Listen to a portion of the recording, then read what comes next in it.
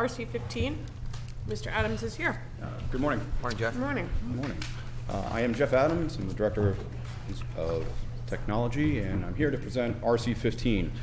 RC15 is basically the entire technological infrastructure of the public schools. In keeping with pushing time, I won't bore you with slides or statistics. I'll just get right into the crux of the budget, highlighting the major changes that you will see this year. First major piece is staffing reallocation. 1.33 secretary has been reallocated to finance to better serve that department. Account 12001, consultant services. Since we've had this for the past 5 years, we have not found a sufficient consultant until this year. We found a group out of Milford who is taking care of our wide area network and is doing a fabulous job. And the great part about that is that we have negotiated a $40,000 savings. So that is where that reduction is stemming from. Account 123021, the new equipment. Here we're seeing a spike of over $200,000. And the reason for this is that the equipment that we have now saturated the schools with is now up for replacement. For the past 5 years, we've been able to put the equipment into the hands of the students, and we have found that the grades 5 through 12 have a natural replacement cycle. Every 4 years, those naturally get replaced. The old ones come out, and the new 5th grade Chromebooks and the 9th grade iPads come in. However, what we found is that the K through 4 Chromebooks, while they are still functioning, the operating system is not going to be supported by Google after next year. The Chromebooks will still function, but the ramifications of that is that the state testing may not work on these Chromebooks, so we have to replace them. So that's where we're seeing this spike in this equipment replacement. The extra $200,000 replaces the 3rd and 4th grade Chromebooks. The following year, we're looking at replacing the K through 2 Chromebooks. And finally, account 13035, software and maintenance. We're looking at an 8% increase. I think you do have the schedule of software in front of you. Okay. I'll let you look through that if you have any questions.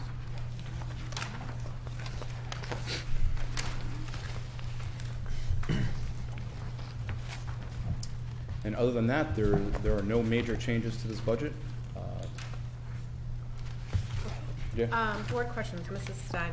So, one of the questions I have about devices is, have we done, particularly at the high school, an inventory of bring your own device? Having high schoolers myself and seeing high school students, many bring their own device and are not using their iPads. Is there any efficiency to be had in maybe not replacing all the iPads if we have iPads students aren't using that are in good condition?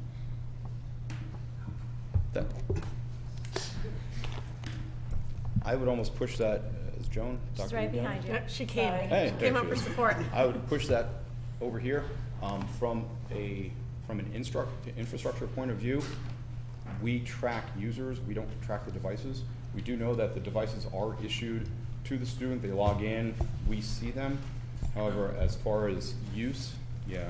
I just think it would be helpful to have the high school do an inventory of bring your own device, because I think a large population of high school students are using their own device. I know the only time the high schoolers that I've heard in the recent year have needed the actual iPad is for the day of coding, where I know my kids were scrambling to find their iPads. Sorry. But so I think it would be helpful in terms of, are we just replacing them and no one's going to end up using them if, you know, there is student choice in the matter? We can certainly take a look at the life available on them. Something to keep in mind is that some best practices were not really implemented until this year. So recently, for example, IT put in managed Apple IDs across our faculty and high school students' iPads. Something like this allows for us to create textbooks if we like, to collaborate across the whole ecosystem of Apple apps, to be far more creative with what we are doing. So being that this is the first year that all 4 years at the high school have the devices, we plan on increasing our professional learning to bring usage up and to not just broaden the usage, but actually go deeper with it, because that's really what this device is made for. We also added at 9th grade the Logitech crayons. So the 9th graders are tremendous users, as are 10th graders, of the iPads. The Logitech crayons have made a world of difference in terms of being able to do so much more with the iPad, especially in math and science. The ability to draw right into the iPad and to incorporate that mathematical and scientific learning, annotating videos as you're going along. It's tremendously exciting, but it's just at its nascent stage. But it's an excellent idea to do a really in-depth study. And one of the things that we plan to do in the early part of February is a survey of student usage, just so that we can have a sort of a pre and post. Now that those 9th graders have had some experience with the crayon, we're really eager to see what their thoughts are. Mr. Brown? Just 2 quick follow-ups. So you said you want to increase usage. Do you know what the usage level is now? I only know annotatively going through the classrooms. So we won't be able to measure the difference? Because we don't know the baseline? Through the survey, we will. So so it's self-reporting. We can't actually manage it? Well, it's not something that I think that you can take the devices and manage, get a look at how much time that they're using it. I myself am more interested in the quality. You know, a student could be on an iPad for 8 hours and not do much with it. A student can be on the iPad for an hour and produce a tremendous demonstration of learning. And I'm sorry, sir. One quick follow-up. You said that we're currently handing them out, but we're not figuring out how much time is being used or whether they're logging in, or is that something we could track? We have the capability, or we can't track? Excuse me, sorry. The iPads are being issued, they are being logged into. We do see all 1,435 high school iPads are accounted for by students. Right. However, we track users, we don't track devices. Would that be possible to track device usage? We've looked into it. There's no tool that does it just for iPads, but we'll continue to investigate it. That'd be interesting data if you ever had the opportunity. Thank you. Mrs. McCammon? So I think behind some of these questions is whether or not we can postpone perhaps the iPad purchase, because I think there is a lot of anecdotal conversation about whether or not the high schoolers are using the devices at all. We hear a lot that people are bringing their own computers to the school, and in the current environment where we're looking for cost cuts, I think some members of the board are wondering if that 9th grade purchase could be pushed off. So, to the extent that there is data like usage rates that would help inform that decision, but so that you understand the question we're asking, it's really, can we push that? Could we pull the devices in and redistribute and have some portion of the kids bring their own device and some portion receive what's from the school? That's a somewhat complex dilemma there, because you're now shifting to a different mode of Right. of operation. Right. So that's complex and can be confusing to implement for next year. Generally, my initial reaction, I might be concerned about that without actually doing a whole evaluation again of the. But yes. I think if you do a survey of how many high school students are using their iPads versus their own devices, that may shed some light on the situation. Additionally, the iPads, for example, that the juniors and seniors now have, those are iPads, if we chose to take those and redistribute them to next year's 9th graders, they don't work with the Logitech crayon. So you would be denying students those possibilities. Just the other piece that I would add to that, I think that there's perhaps, Ms. Stein, to your question and yours, Ms. Kamen, is that should we allow students to transition from whatever device their preference is, a Chromebook, an iPad, a MacBook, the level of support that teachers would require to be able to navigate those different tools that students are using is different. And so ultimately, I think this is really about how are our teachers using the iPads in ways that are meaningful enough for students so that they, A, feel the need to bring their iPad to school each day because our teachers are using it in meaningful ways and in ways in which they can't use this or that or the next thing. And so I think that's really the question that Dr. McGettigan and the team will have to look at, is how are we using it, and is it being used in a meaningful way enough so that the students feel like, I need my iPad today. Right. Mrs. Ritchie. So along those lines, obviously the increase is quite substantial for this year, and I'm just wondering if we can do a more long-term look at, and we know that we're going to be buying the iPads every year if we keep on that path, and the Chromebooks for the 5th graders every year. But is there a way to stagger these? Because now we're faced with 2 grades of Chromebooks that are obsolete, and that's a big unexpected number. But maybe there's a way to plan better so that we're replacing the Chromebooks on a more regular basis, because we know that at some point they're going to become obsolete. So can we have a more long-term schedule? In other words, like a 5-year plan that really details and be more thoughtful and looking in the future and knowing that these, and staggering these expenses more rather than getting hit with the 3rd and 4th grade Chromebooks all at once. Oh, absolutely. The problem with this is that the state has pushed this. So their state, the standardized testing assessment that comes down from the state, as of last year, required a minimum operating system. Turns out that Google is not supporting these Chromebooks with that operating system anymore. We did not foresee that. It was not part of the assessment when it came down last year. So, but we will, despite that, we will get a more spread out schedule of replacement. So I think that's certainly feedback that we should give the education department and our state representatives. Sometimes when they make these edicts, there are unintended consequences to local districts. And I think probably everyone at this table is more than happy to give that feedback. But my question would be, 3rd and 4th grade Chromebooks, what generation are they? Like, are those the refurbished anyway? Because by 8th grade, those Chromebooks are falling apart, missing keys, broken. I mean, what generation were these Chromebooks? They are the same. They are the same year. Okay, so they're they're all about the 4 old years ones. old. Mhm. Their useful life was in doubt anyway. Correct. Okay. Can we go back to the reallocation of staff for technology? You guys are pretty shoestring staff to begin with, and handle also contracted services to the town. Are you confident that this works for your department?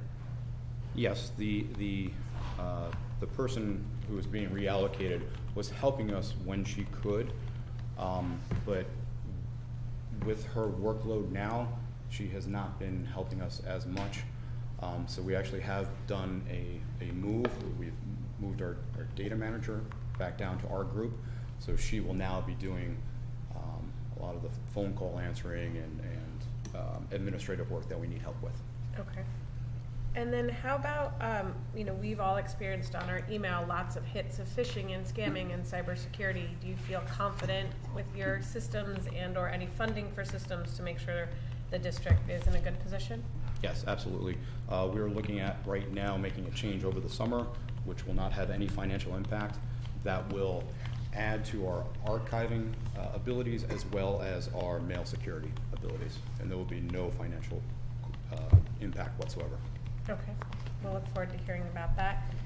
Software, that's also another big item. Are there any major programs here you want to talk about? I mean, From an operational perspective, the HP OmniCube support, 16,000 is new. These are the servers that basically run the entire district. They are 5 years old. They were on a 5-year warranty. They are now off warranty. The servers are still fully usable and not end of life. However, we do have to pay for that support now to keep them going. okay. As far as administrative,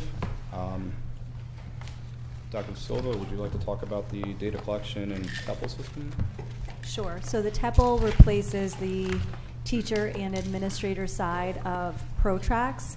We are still using ProTracks to support the evaluation of our paraprofessionals and all the mandated reporting modules that we're required to have our staff trained in. Obviously, Marge could speak more to that. But TEPL basically replaces ProTracks. The data collection side was significant, in particular at the elementary level. We use something called RTI Studio. You may remember that we implemented that a number of years ago when we implemented our SRBI model. And what we were finding is that our current information management system, Aspen, isn't really a data collection system. And so when our teachers were putting in the data, it was a little bit clunky in that regard. And so the data shooting into RTI Studio wasn't always as clean as we want. We were spending a lot of time trying to figure out why these numbers look like this and why these letters look like that.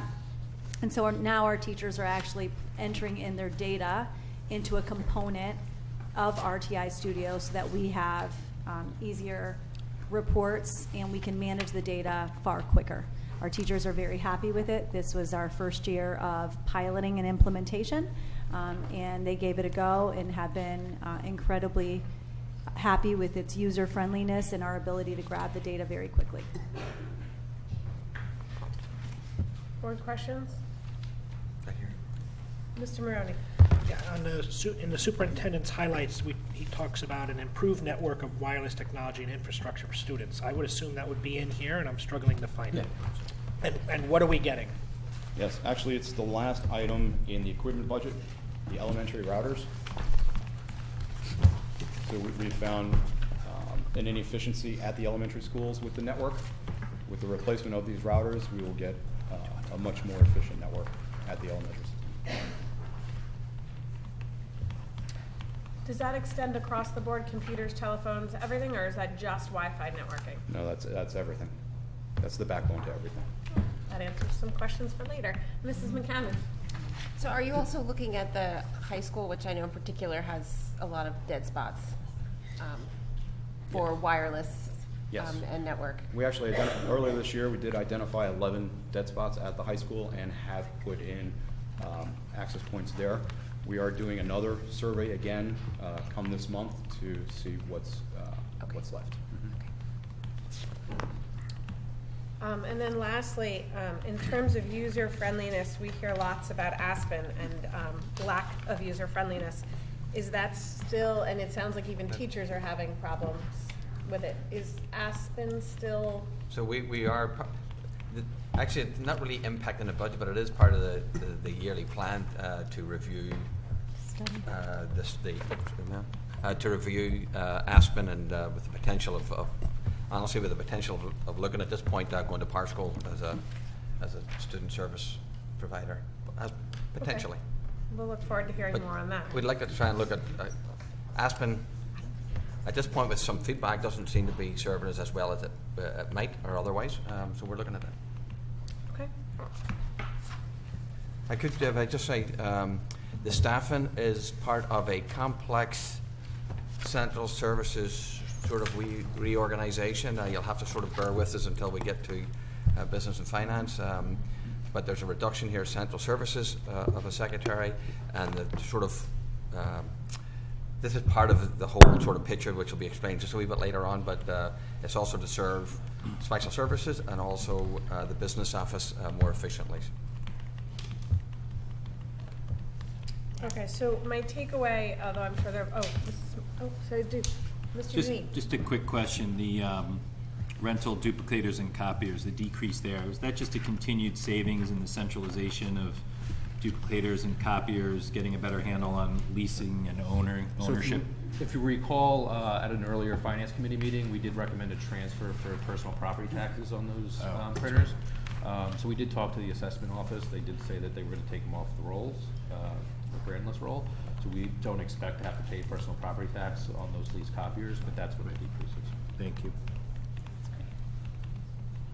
Other questions? Mrs. McCammon? This is a little bit piggybacking with what the library folks were saying, but can you talk about your staffing in relation to the school staffing and our ability to support IT problems with individual students' computers? So I know they're going to the library, but I'm presuming you're backing that up. So can we talk about that? Sure, absolutely. At the high school level, we do have 2 engineers who sit in the building who are dedicated to that building. They work closely with the I-team in the library so that if the first level of service, the I-team can't handle it, it does go directly to them. They are responsible for the entire infrastructure, so not only are they handling the student devices, but staff devices, the audiovisual, phone system, everything else. At the middle school, we do have 2 engineers over there.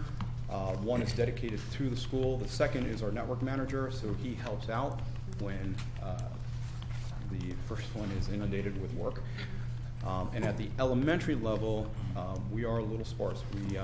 We do have one gentleman who is dedicated to just the elementary schools and does a very good job of keeping them up to date. That leaves 2 engineers back here at the district level to oversee everything else. So, again, it sounds like you're running very efficiently, shall we say? Sure. What percentage of those folks' time is spent supporting the town side? Only one. The one that is contracted within the financial agreement Yeah. is over at the town. Okay. Okay, so it's just one dedicated person? Yep. And do they support the schools as well, or just 100% the They will town? help out. They will help out? Yeah, he is stationed here, so he will help out. Okay. Yeah. Okay. Mr. Burke? Can you tell me how the TEPL, T-E-P-L, staff evaluation system software works? I can do that.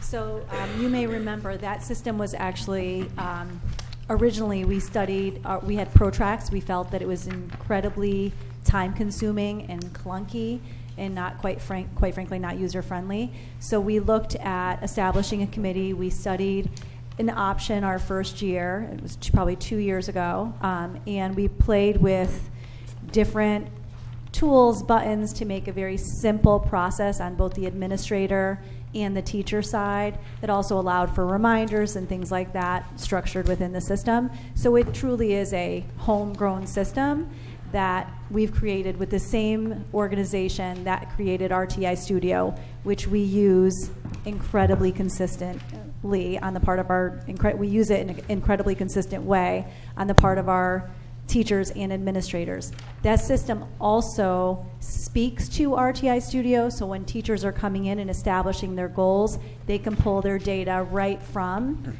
our management system, our RTI Studio structure. So it's been incredibly useful. All of our administrators are using that this year with our teachers, and so far the feedback's been incredibly positive.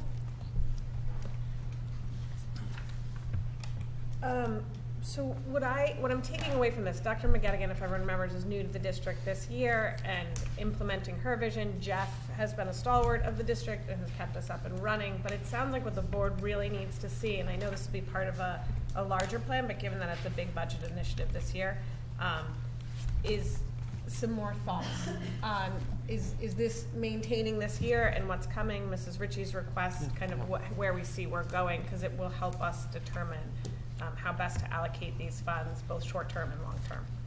So if we can get some information back on that, I think it helps us make a decision around this budget item. Okay. Mr. Mead. Just kind of a follow-up to Jill's question and stuff we heard from the library team. Do you have a centralized, is there a help desk, so to speak? I think of it from a work perspective. I'm locked out, my password doesn't work, my computer crashed.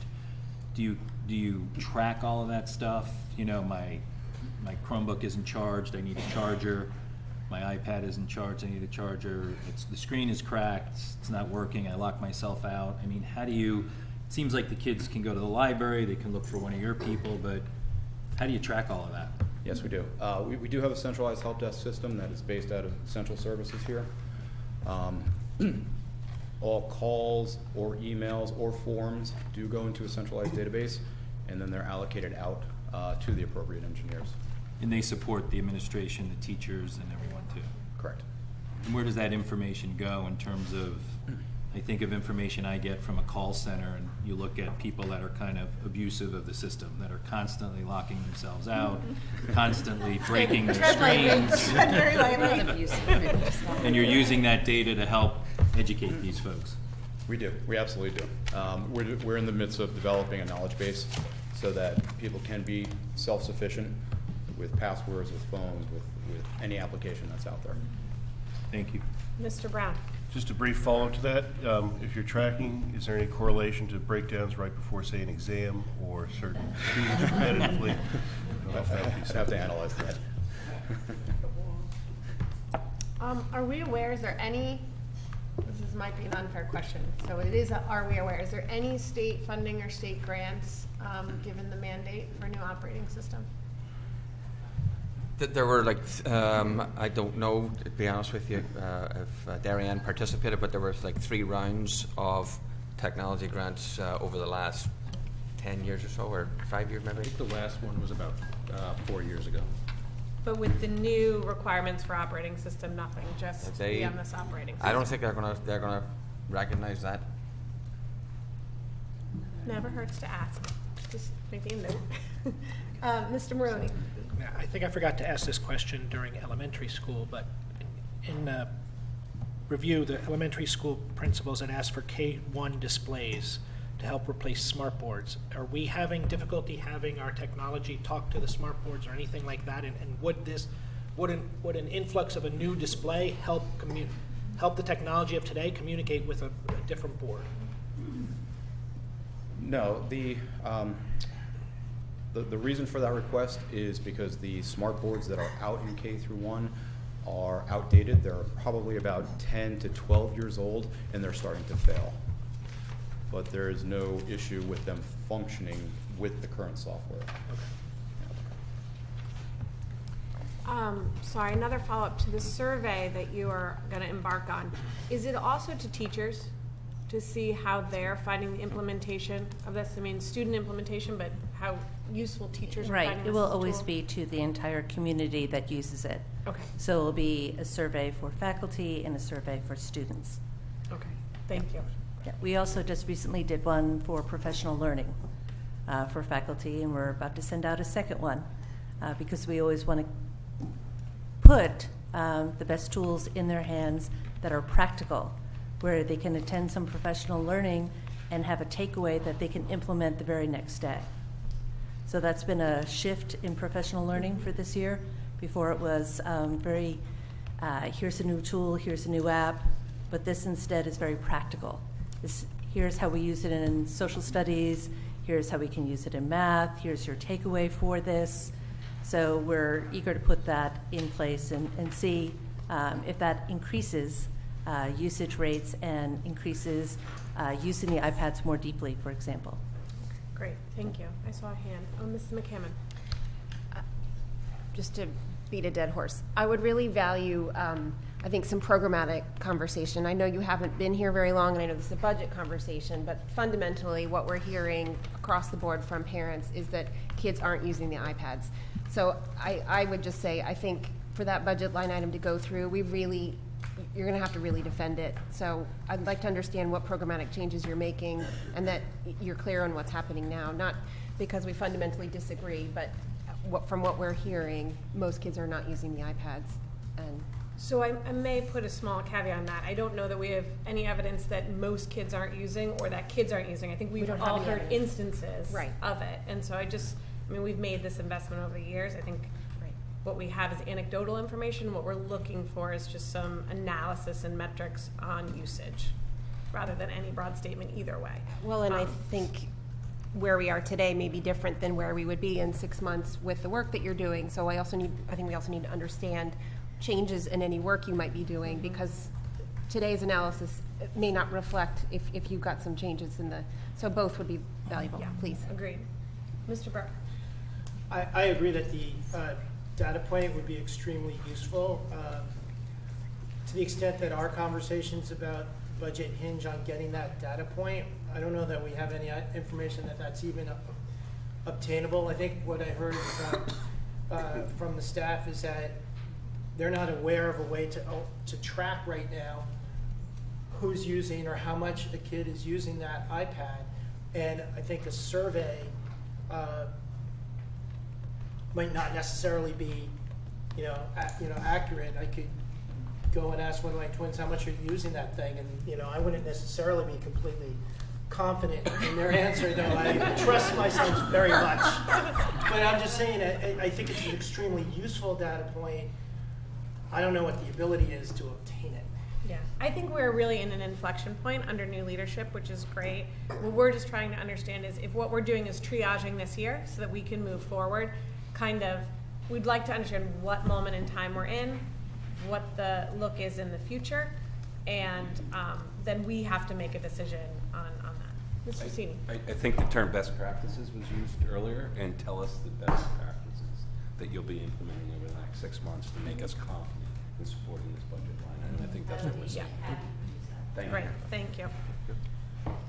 Mr. Deneen. Just a quick follow-up, your comment on smart boards, 10, 12-year-old smart boards at this point in time. People get a new iPhone every 2 years or every year. Like, where is that on a schedule of replacement? And do we really want to wait for things to be 10 or 12 years old from a technology standpoint? And where's the coordination of new technology in terms of Chromebooks and iPads and how they work with the latest smart boards? I mean, you're saying you have smart boards that are failing, 10 to 12 years old. Correct. So why do we get to that point? Well, typically, technology lasts anywhere from 4 to 5 years. Smart boards have a much longer lifespan because there are no moving parts. So the lifespan we have seen is 10 to 15 years, so we have not scheduled them. The purpose for the new boards, the new displays, is that they're much brighter, much faster. They can do much more than what the smart board can. So not that there's a need to replace them, but there's so much more you can get out of the new board. But I think that has to be brought into the overall conversation that you have. I'm not saying it's great that they last 10 or 15 years, but should we let them get to that point? We're going to build a new school. We're going to put the latest technology in there, and we've got to think about parity amongst all these schools also. I think the other question, is maybe. Mr. Maroney, I think the other question is, if some of these boards are broken, are the teachers able to function in those classrooms sufficiently? And what do we, and I think as well is, do we even need a smart board in today's world, or you just need a display that you can manipulate from your computer, which, you can go to Costco and buy a 55-inch TV for a couple $100. So, I'm trying to understand where we are, and I don't feel I have the visibility to know what we need or don't need. So I think that's really what we're looking for, and the point to, I think, Mr. Cini, Mr. McCammon, and what I'm trying to say is that, like, we're in a moment in time, and we have to make some budget decisions, but we also need to know the vision going forward and the best practices going forward. And so that, I think, will answer some of Mr. Maroney, Mr. Janeen's questions as well. So we look forward to that in-depth presentation at some point, but in the meantime, if you can give us some best practices or kind of guidelines to how to view where you're going within this budget season, that would be helpful. Okay, any other questions? Thank you very much. Public comment. Yep, I'm going. I'm sorry. They're already walking. Mrs. Voigt beat Mr. Davis. Vote like an Vote, election. I'm sorry. Vote. Anyway, Teresa So Vote, mad. It's only 22 been Circle. 6 Come years. on, you should know my name by now. Anyway, I want to go back to Mrs. Stein's point about the usage. And I will say my 12th grader doesn't even know how to get onto her iPad. But I think you have to exclude the 12th graders. They were not part of the one-to-one initiative at the middle school, so they're not used to it. My 10th grader was part of the one-to-one initiative at the middle school. He does use his iPad at school. He comes home, he switches to a Chromebook. So my question is, should we, because it is cheaper, should we look at using Chromebooks across the district and not switching to an iPad at the high school level, given that everything seems to be on Google Classroom anyway, and Chrome is a Google product. So I was just saying, I think that might be something that we look towards also. And both my kids have said they like Chromebooks better, quite frankly. So maybe it's something the district looks at. Mr. Davis. Jack Davis, 197 Hoyt Street. I sort of started writing things and then I'm going to go, and I may want to synthesize what I've heard here, which was one of the comments that I was going to make anyway. I'd like the board and the administration to consider coming up with a technology strategic plan. And that includes not only what we're doing in the classroom, but what we're doing to manage the district. And it's not just whether or not we're using OpenGov or cyber technology, but what other things are out there that helps us become more effective and efficient in managing. Going back to that, it's been a number of years since we've had the actual rollout of the one-to-one technology, and so it would be good, based upon some of the information we heard now of what's supported, what's not supported, of whether or not we could have the next display of what the anticipated rollout is. That's consistent also with what we're deferring.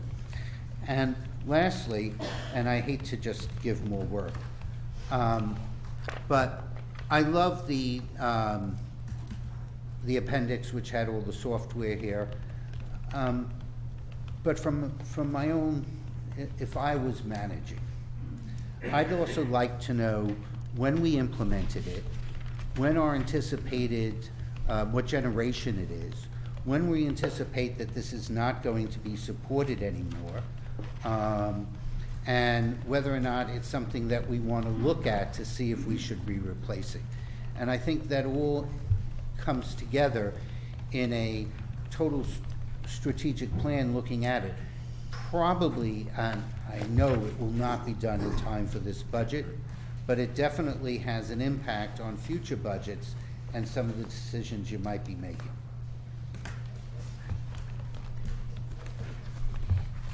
Any other public comment? Okay. We will move forward to Middlesex Middle School. Principal Somers and her team are here.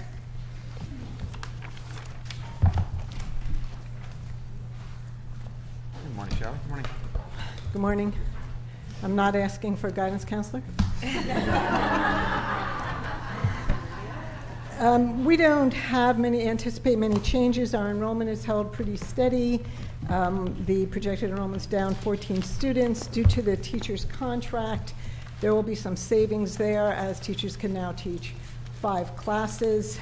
You'll see a bit of a change in the textbook replacement. We've worked very hard to collaborate with our department chairs in really specifying those items that we need to advance learning for our students. And by breaking it down by department, hopefully there'll be no oversights as we implement the curriculum. This actually isn't new. It just came out of different places, and I think now we've really done a good job of defining what each department will need and how much those items will cost.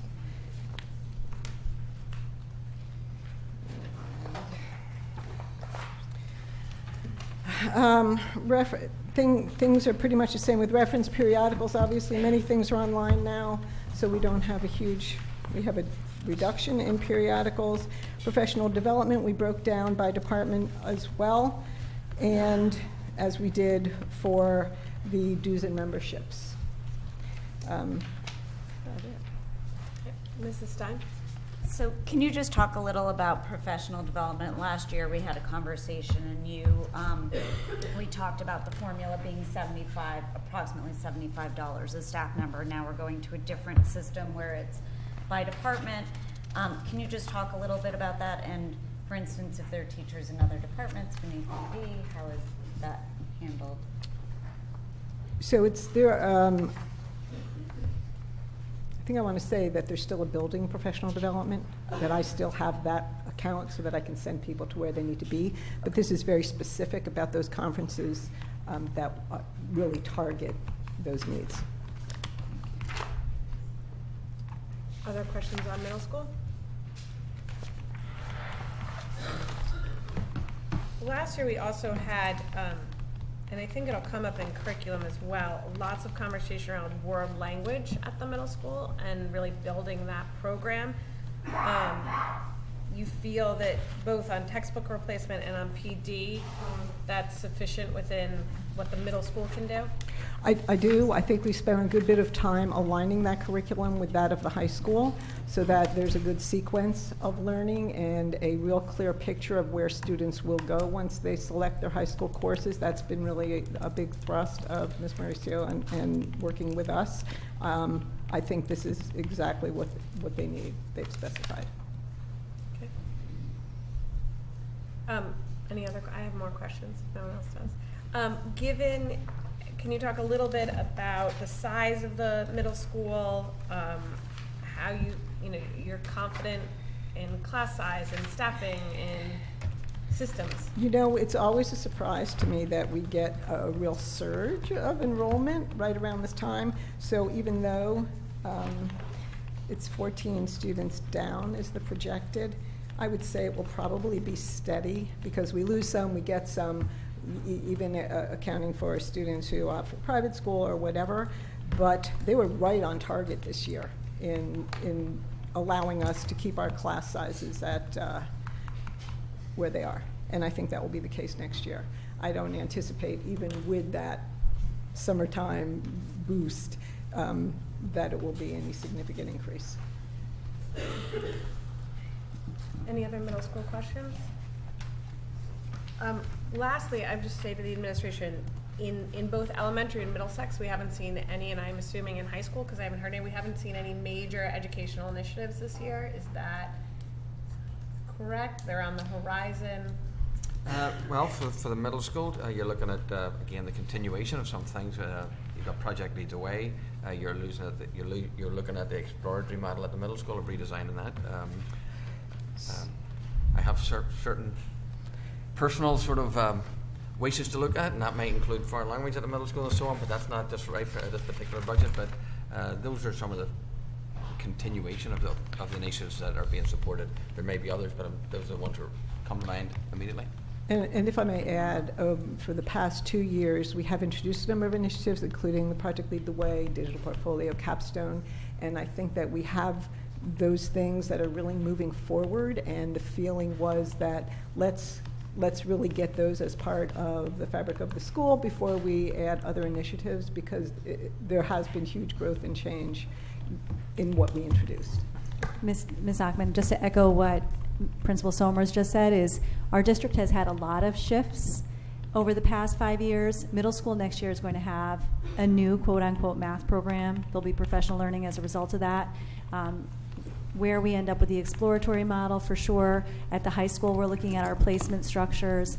But I do think that we have to be very cautious about continuing to add on initiatives, given the fact that the past 5 years we've had a lot of changes, and we're still enhancing and ensuring that what we do have is aligned well with the professional learning that our staff needs. I want to also just mention that it continues to commit to the team model.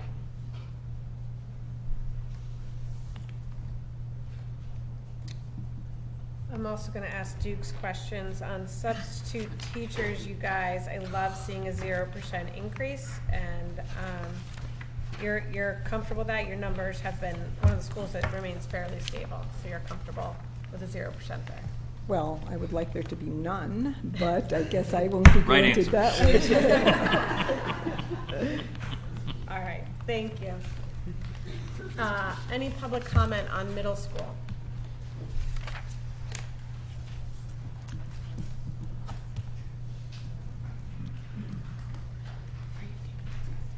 Hi, my name is Kelly DuPont, 55 Allwood Road.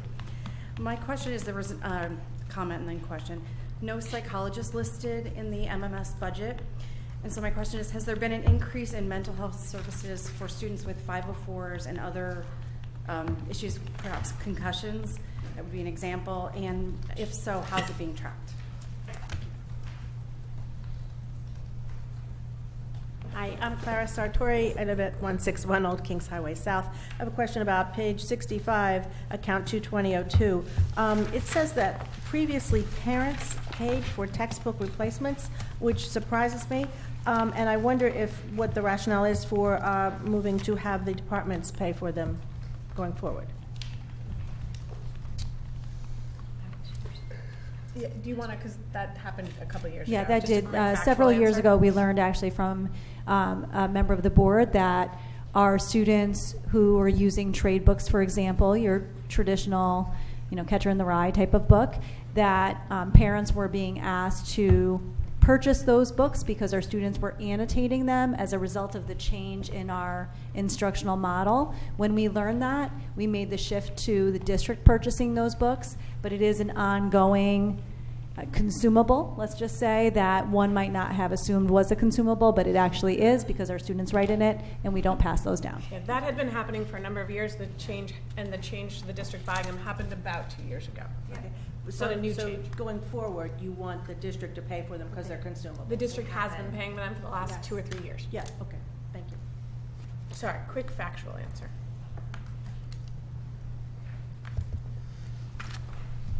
Hi, quick question on the replacement text. Are there online versions for all of these texts? Because that would be obviously very critical for students that have disabilities.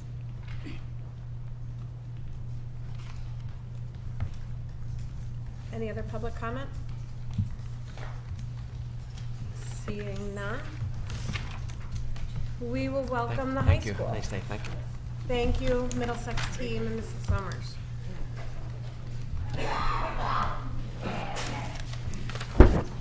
Morning, Ellen. Good morning.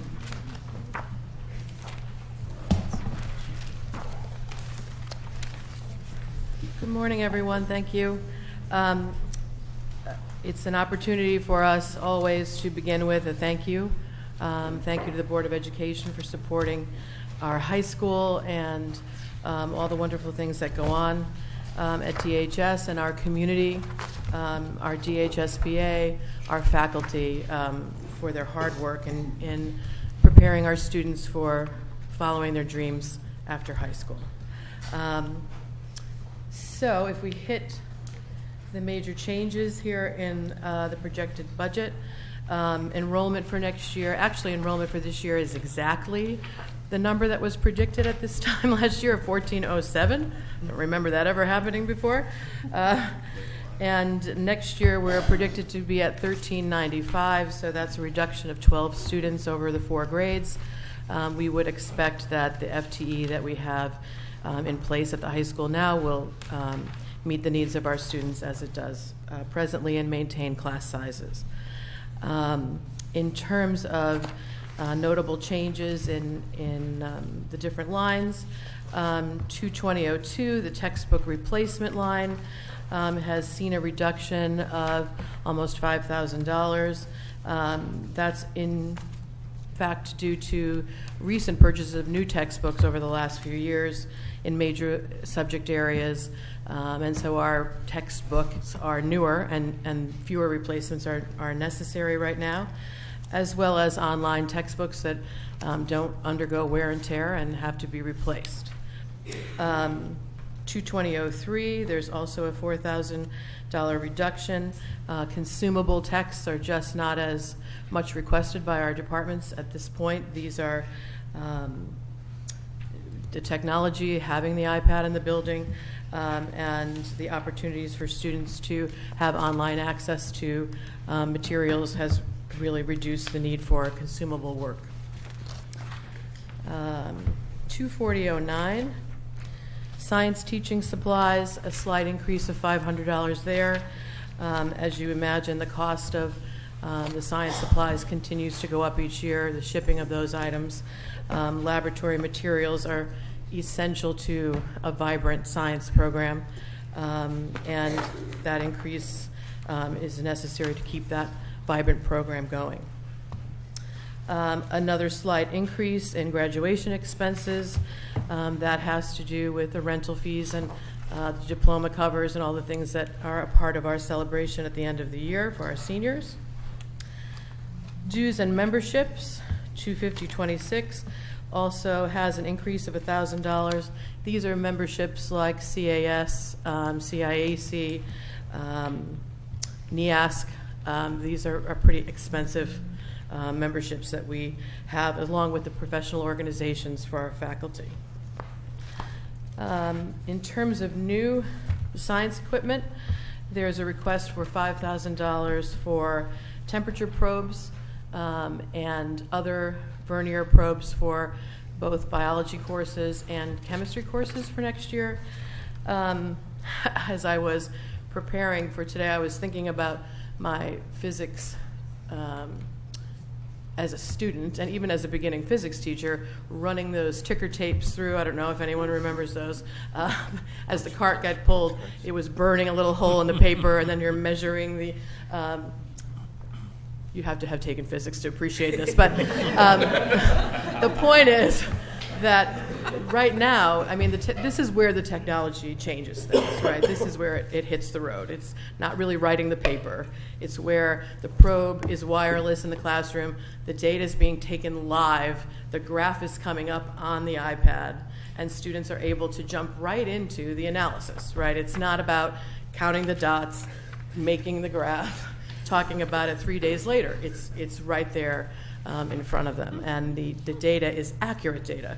You know, as a science teacher, you're often, you know, trying to fudge data years ago. Well, it should look sort of like this. I mean, now it's coming out, and you know, the human error, as our kids like to say, is eliminated quite a bit. So I think it's an important investment for us to continue to support.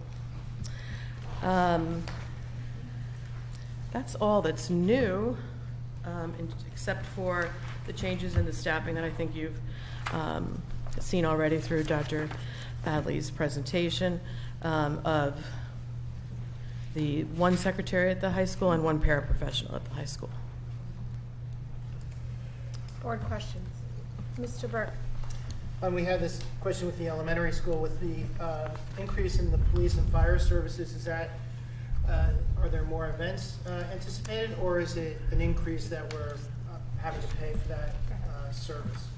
It's the same answer as it's the same answer as the elementary schools, because it was negotiated in the teacher's contract, and it remains to be determined exactly the shape of that event. But again, at these events we usually have supervision for if parents are coming to them, so it's just built in. I imagine as part of that, and it was great that we were able to bring it home, also bringing home the turkey bowl, or is that taken out of gate receipts?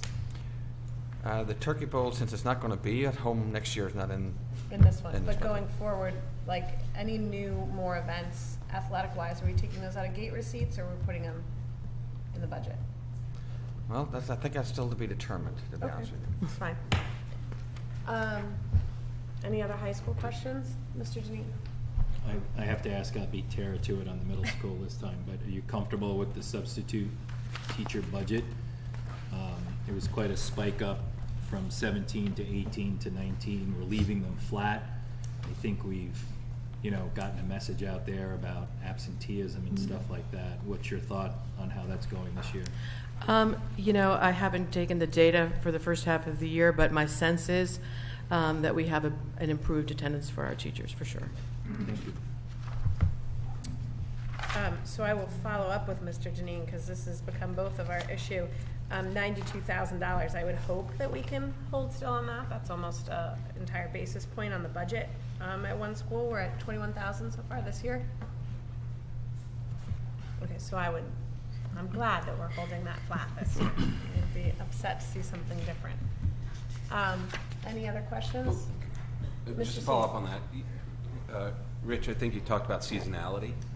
Maybe as a part of the follow-up and all the substitute questions is just graph or show some data around the seasonality. Yeah. Because we are running very well under budget year to date. Thank you. We've seen it, and you will enjoy seeing the data, I think. It's going to be awesome. Yeah. Can I ask, teachers for the gifted were up 12%. Is that all contract, or is that?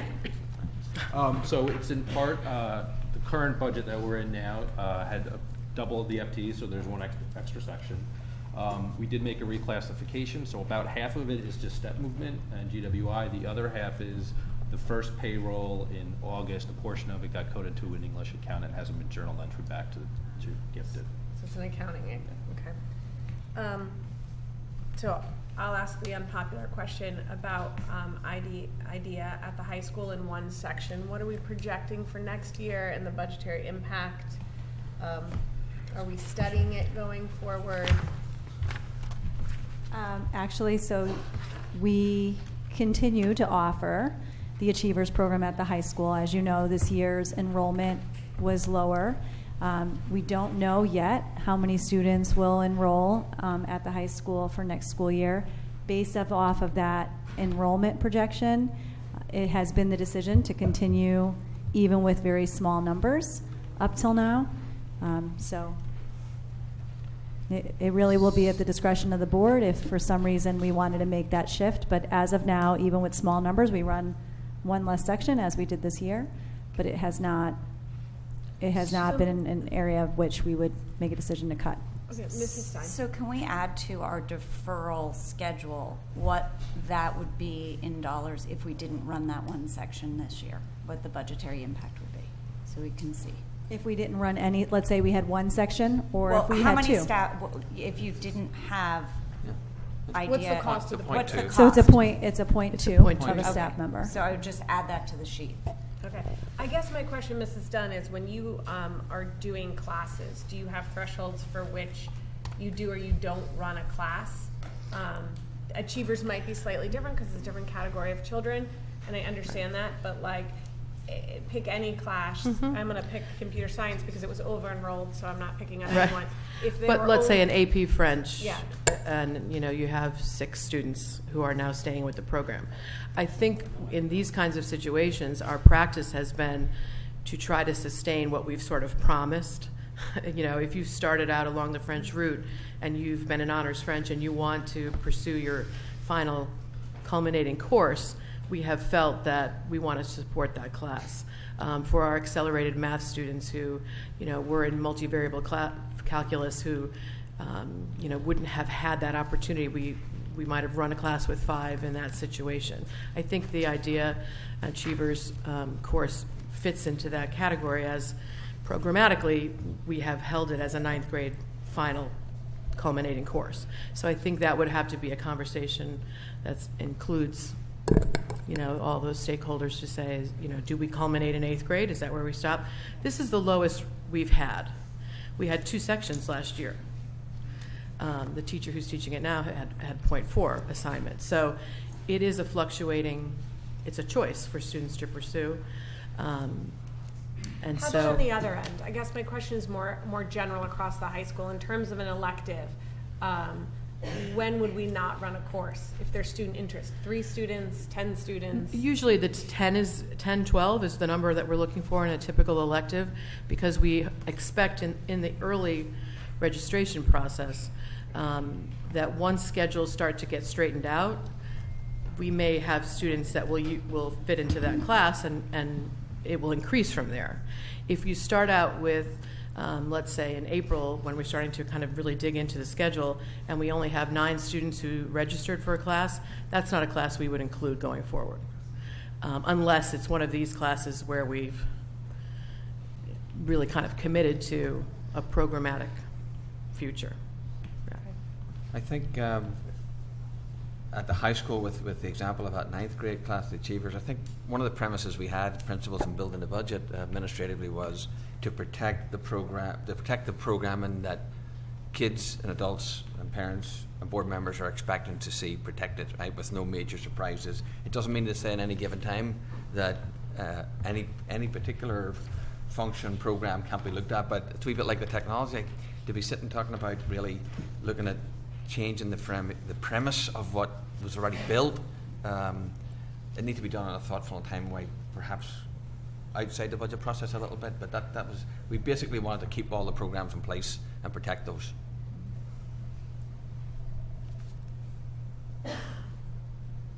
Any other board questions?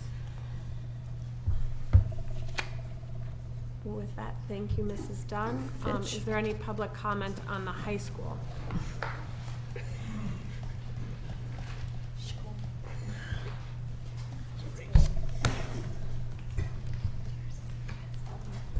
Hi, Julie Best, 38 Red Rose Circle. I'm curious if this budget includes funds for the costs associated with non-athletic events and competitions, whether it's Model UN, Quiz Bowl, etc. And if it does not, should it perhaps include those? I believe those are all found in clubs and councils, Mrs. Dunn. Clubs and councils line.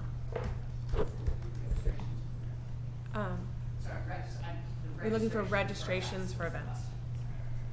Hi, Tara Worm, 17 Mystic Lane. I just want to comment on the Achievers Project.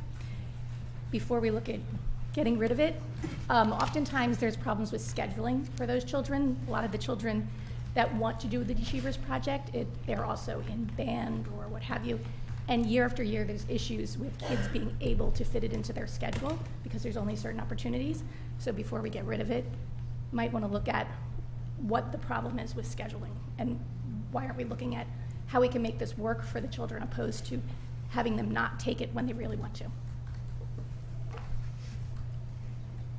Stacey TA, 10 Clocks Lane. I'd just like to know how well children with disabilities are able to access their education in a STEM or STEAM class at the high school. Thank you. Courtney Darby, 23 Old Parish Road. I just wanted to ask again, I think last year we shared information on the numbers of students that had received 504 services at the high school. It would be great to see year over year whether or not those numbers have changed, and again, take a quick look at whether or not the mental health services, which we hear about from parents, that these kids need to be supported, anxiety, depression. It's fairly extensive at the high school, so it'd be great to get an understanding of how we're tracking that for students that do not have IEPs, that have 504s or concussions or other mental health issues. Thanks. Hello, Carolina Magoy, 28 Kansas. I would like to see a little bit more detailed information on club and activities. How much is per club and activity? How many kids are enrolled in all of them? Thank you.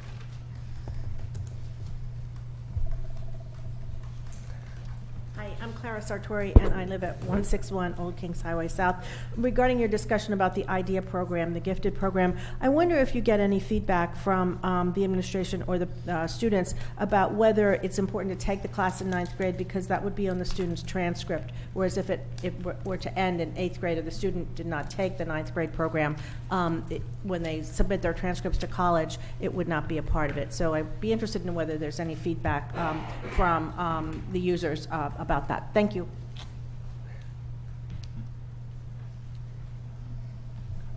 Teresa Vogt, I'm still at 22 Circle Road. With regard to the Achievers and other electives, is it possible to give us an analysis of the electives that are in the course catalog that are not actually being run? I know it exists because my daughter tried to sign up for an elective and was told that it had not been run for the past few years because of low enrollment numbers, yet it's still there as a potential offering. So there definitely is a policy at the high school where some electives aren't running, and if we can do an analysis of how many of those classes exist in the course catalog versus what's actually being run. Teresa beat me up twice. Jack Davis, 197 Hoyt Street. As a follow-up to the request on clubs, since it seems to be an annual request, rather than just looking at the high school, can we have detail on the clubs across all the schools? Thank you.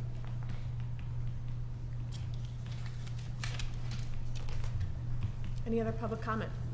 Thank you, Mrs. Dunn and the high school team for being here today. We will move on to Fitch, another part of the high school. So I'm back. You're back. Hey, where are you guys going? Can't go anywhere. The assistant I principals need to stay seated. High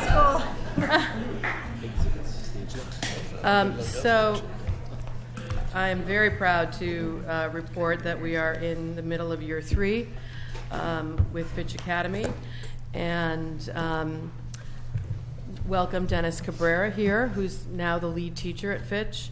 I would be remiss to not once again say thank you to the founder and lead teacher, Linda Sorensen, who got us off the ground, and whose heart and soul is a part of the work that we're doing at Fitch.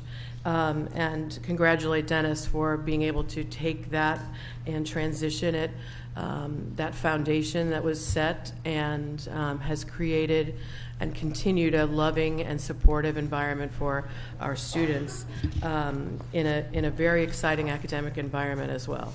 I can only say that I love spending time there, and I am, moved to think about over and over again how we recreate some of what we have there in a 1,400 student high school. And it's a challenge, it's a learning experience for me, and it's been what a gift these students are to us as well. They are dedicated to learning. They are, there's a community, a family environment between staff and students, and we have provided a place for learning for them that at this point and under the circumstances in their lives, they couldn't find at the main campus. So I'm excited to see the connections that we're building between the main campus and the Fitch campus, and it is really a total success story in my view.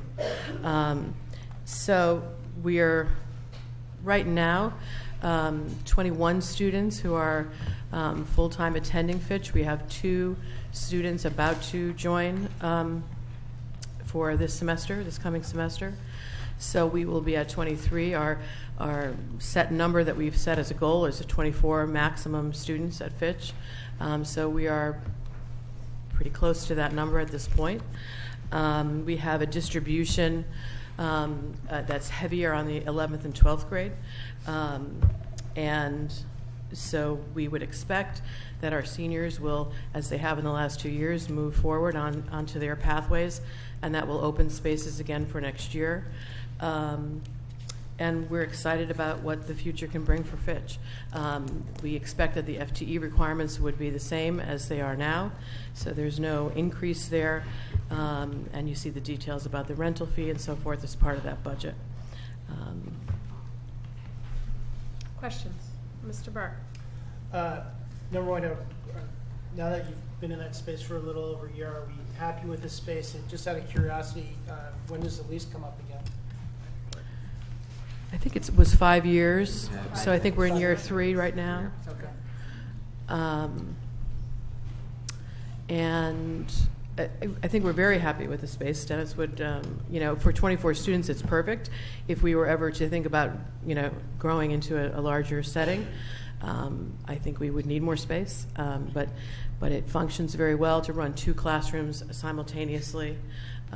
There's some areas for students to meet privately with some of the staff, and I think it really is a beautiful space. Thank you. So, Ellen, is that the max that you would recommend for that space, 24? I think so. And Yeah. has there been any further conversation or interest from other districts in looking at our program or working with us on that program? Dr. McCarthy sends out every year I remember that I think we agreed at the very beginning of this that it would be Westport, Wilton, and New Canaan started their own program the same year, so I'm forgetting something. I don't think the board ever put restrictions on who you could reach out to. The administration may have made a decision on who to reach out. But because those were the locations that had none of their own programs, most of our surrounding schools have alternative programs already set up. So we do reach out. Wilton has now started their own program. New Canaan has started their own program. So there may be some possibility for exchange at some point if that is something that people are interested in. But I think we just haven't had any external interest at this point. We have had interest in coming to see what we're doing, and Dennis has been a host for that, and as was Linda. And so there's a lot of nice communication among the alternative schools in different towns as well, which is nice. So picking up on Mr. Deneen's question, a little bit of a different angle, because I've talked to some of those districts as well, and their programs are slightly different than ours, but all dealing with maybe a similar subset of kids. Part of the problem is, even if we had more space, how it's been explained to the board in the past, we wouldn't want this to be a 50-person program. Right. So 1, is 24 good for the space? 2, is 24 or that range optimal for the program you're running? How big would you like to go with this type of program and the needs that the program I mean, calls for? from my perspective, in the infancy here of where we are, I think that we're at a perfect spot. And it has filled the need of our students as well these last couple of years. We haven't had 15 more applications, for example, to come in. I think at that point I might say maybe we do need to create some other opportunity. But I think this 24, 25 number is probably about where we would be in any given year. So my question is, are we, because if the landlord was to offer us more space, are we space constrained, or we're running a program optimally that we would never want, or at this point we don't want a significant increased population and we're not seeing need? Yeah, I think it's both. I think we haven't gotten to a point where we've had 27 students who want to be there, so we've never had to answer that question. So I think we're meeting the need of our students in Darien. The second thing is that I don't think you're going to get the same kind of community atmosphere with 50 students with extreme needs who are influencing one another as well. So I think we're really at a magical point, right? Okay. Mr. Sini. You asked my question. Okay. Mr. Brown. I just, you said normally most of the seniors move out traditionally every year. So out of the 24, if that pattern continues, do we know how many? We have 9 seniors right now. Thank you very much. Yeah. I do think at some point it may be worth looking at space again, because 24 kids, adults nearly, right? In a classroom, think in a regular classroom, they go outside and then they're all over the buildings and all over outside. These students are fairly well contained in some ways. So you just think about your own workspaces and so on and so forth. So, but great program, thank you. Any other questions on Fitch? At one point last year, we added in a transportation line, which you don't see here. Is it back in the object detail specific to Fitch?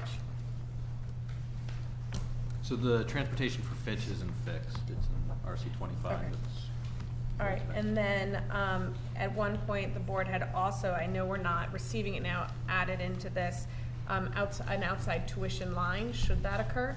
Is it just not here because it hasn't occurred? correct. Okay.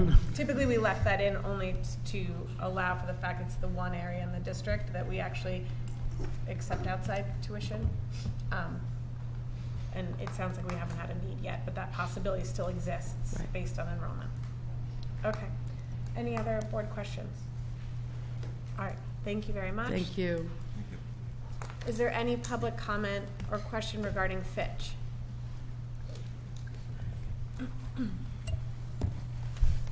Taylor Carter, 385 Middlesex Road. Regarding the first line item, I think it's 21301. It just says alternative school. It's the bulk of the cost of the program. I'd love to see a little more granularity in that, because it's moving up and down, and I'm sure it's probably headcount related, but it would be good to know more about what's driving that.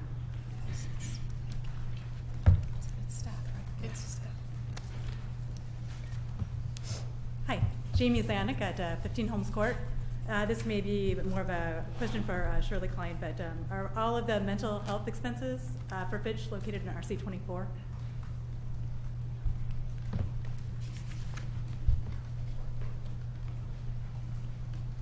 I am Clara Sartori at 161 Old Kings Highway South. When Fitch was first established, one of the advantages was that it would, I think, save on outplacements and save on a lot of expenses that otherwise the district would have to meet. And I wonder if you're keeping count of what the savings might be.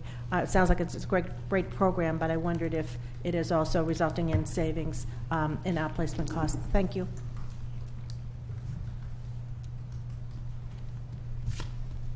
Any other public comment on Fitch? Okay, thank you, everybody. We will move forward to facilities, RC 12, followed by fixed expenses in RC 25. Mr. Lynch.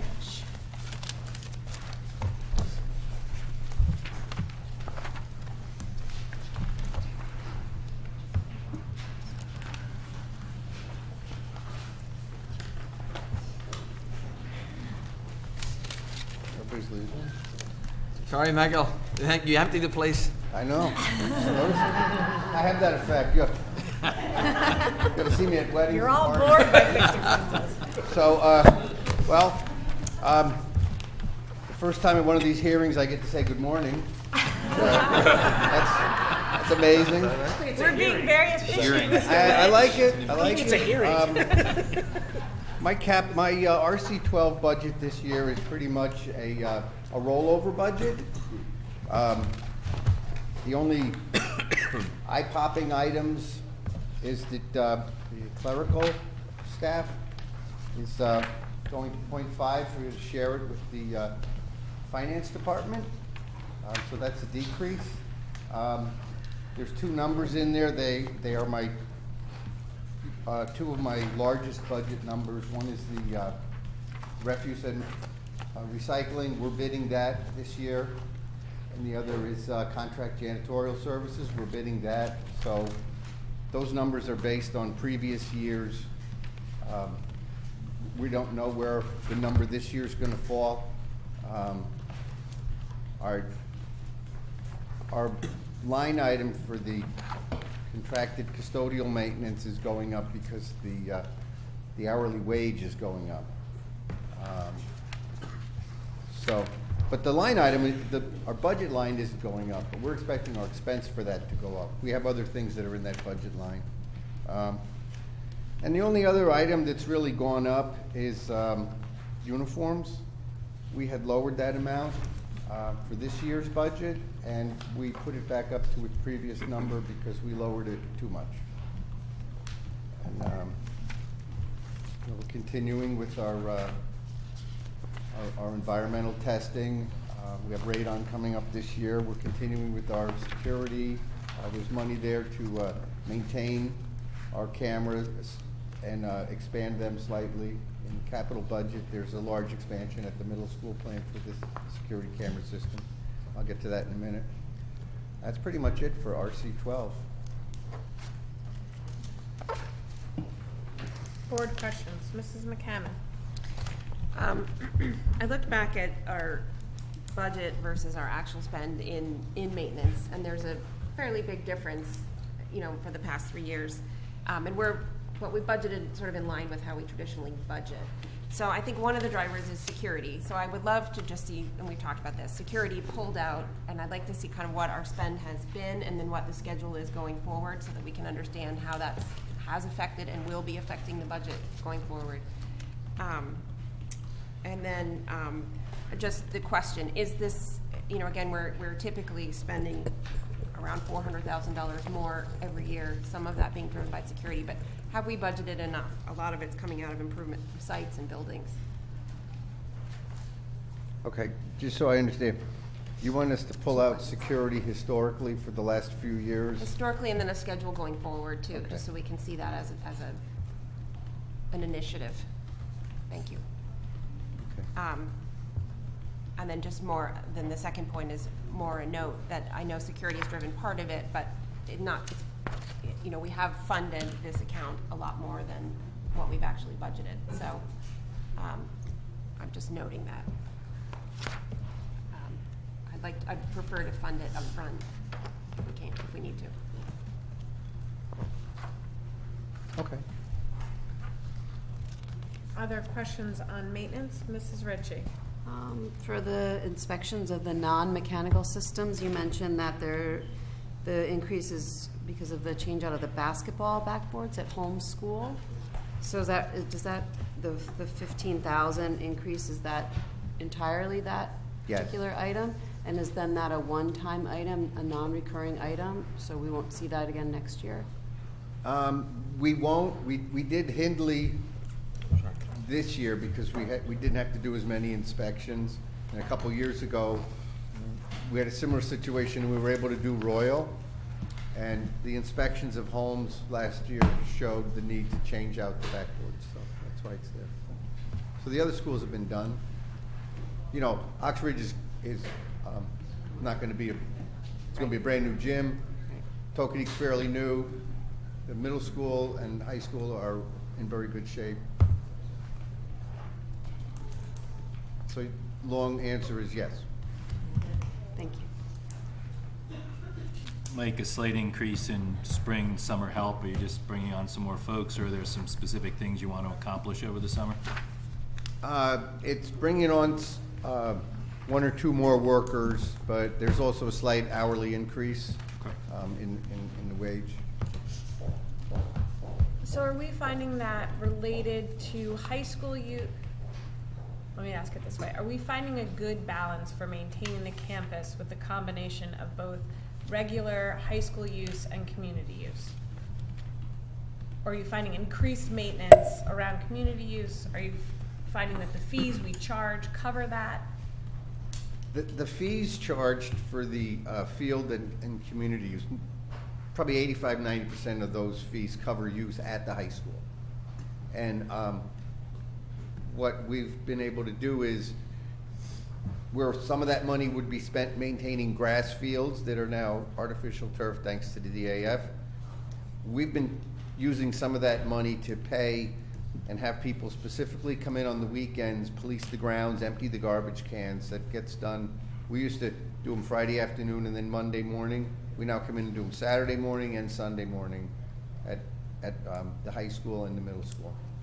So we're finding that we're keeping up with the increased use with the fees.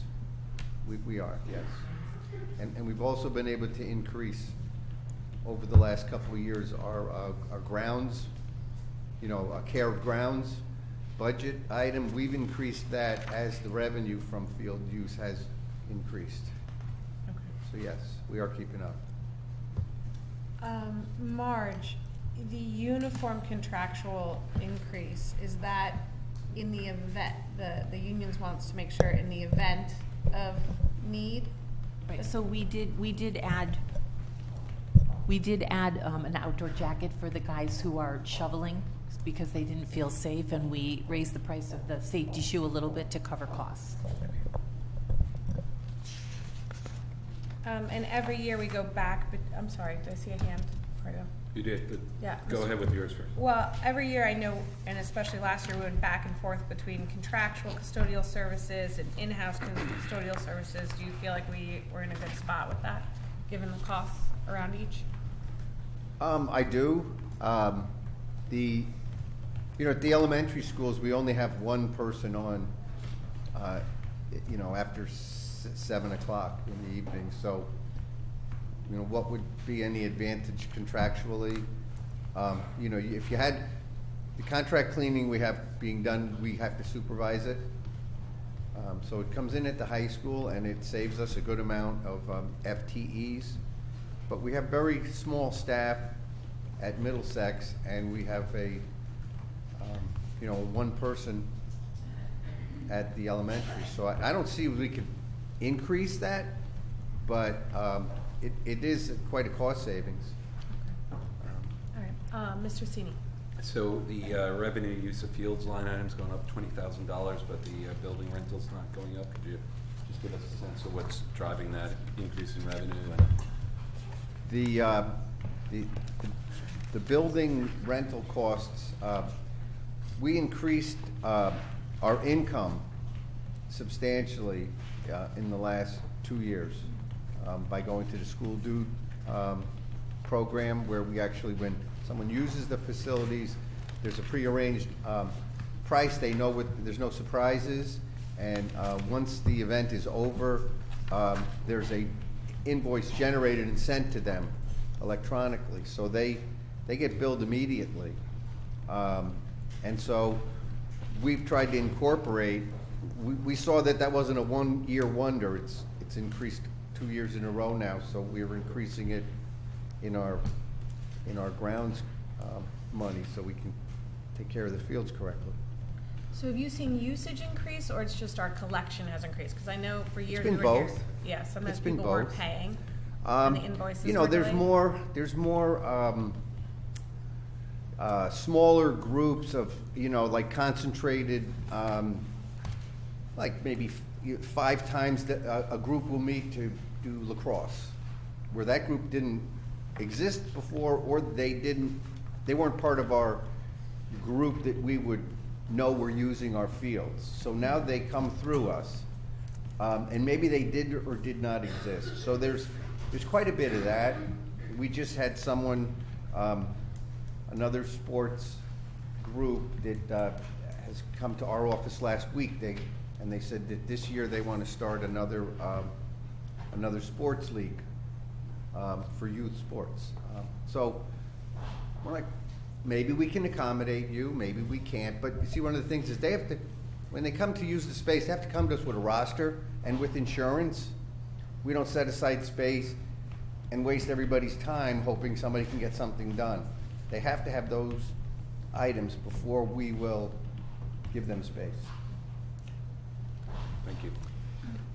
If I may, I would just say that maintaining the level of excellence of how the buildings look, both internally and externally, is very tight with the staffing. Having analysed the staffing and of comparative dergs and so on, and actually just when you look at the buildings, inside, outside, we're just very, very tight with the staff. I'll just make that observation. Are you saying we're too tight? That's not what he told me. Well, that was the question around custodial services and contracts. If you want to just like a sort of qualitative, in some cases I would like to see the buildings better. We have stuff all over the place. We have stuff outside the back. You go to the back of the building, some of them, and now you could say, well, Dr. Radley, is that a performance thing or a staffing thing too? It may be a combination of both or so. But we were just, let me just say for now, we are very tight, okay? To the point where we couldn't certainly reduce this staff. No, my question was directed more towards going the other way. One of the things I hear constantly is these are our most valuable community assets, and we should be taking care of. And again, I'm not saying you're not, or your team aren't, but maybe we are being a little too tight. So, well, in fairness, I think Mike was interested in having other positions. So, you know, we have the discussion every year, and there's a substantial cost associated with putting on an FTE, and we feel that when we look at the parameters of how many square feet, how many acres per worker, et cetera, we're kind of right on the line. We're not deficient. We're not overloaded. We're a little on the conservative side, but the justification for another FTE is a very difficult one to try to make. So I will say I'm getting a little frustrated by today, in the best sense, that what we keep hearing is, here's your budget, and this is what we're requesting, but what I really wanted was X. Oh, well, listen, just to be clear, I'm just trying to be forthright and transparent about what my administration asked me for, and like, there'll always be things that we don't get, so to speak, but I just want to recognize their role in it and what they asked for. Yeah, I think for the 9 of us, what we need to see when we sit down is what you need.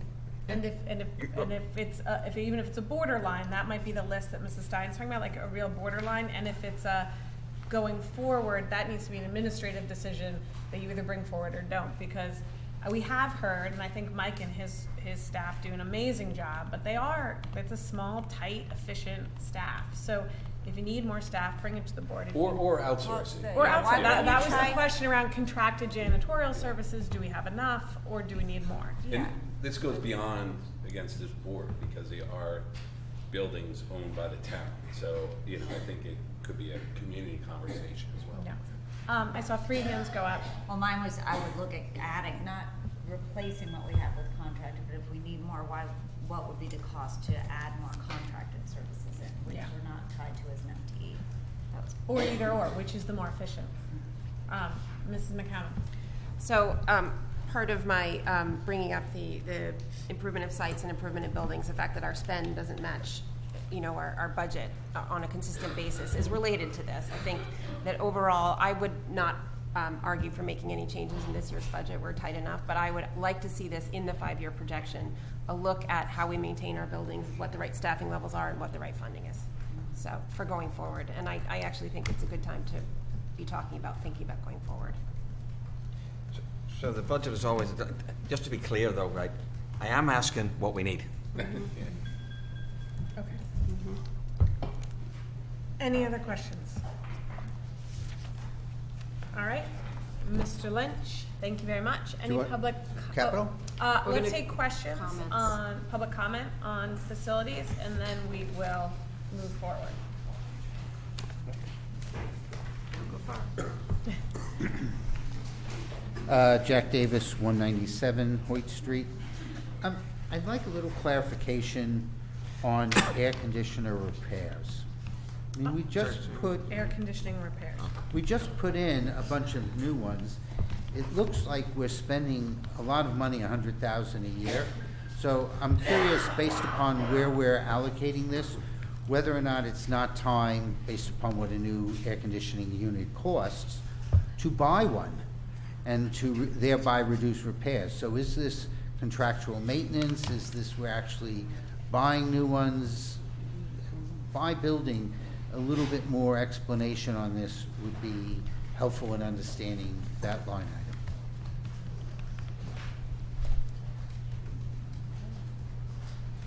Carolina Magoy, still in 28 Kansas.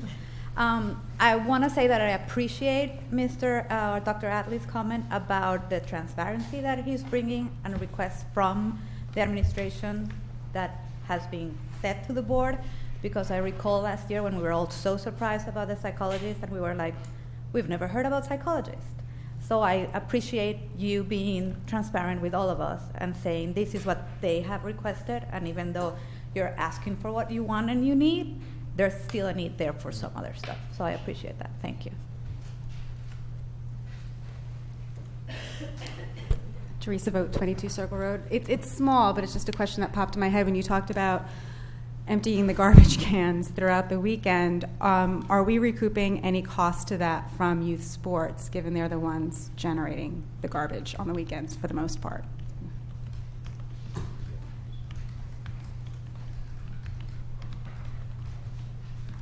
Hi, I'm Clara Sartori, 161 Old Kings Highway South. I wanted to underscore what Carolina just said, because it was a suggestion, a recommendation of the Education Committee last year that we have some insight into what projects might be coming down the road. And as she said, we were extremely surprised by the psychologists that no one knew anything about the year before. So I just wanted to say, just to emphasize what she said, it was a recommendation of the committee that we learn more about what projects are in the pipeline. Thanks very much.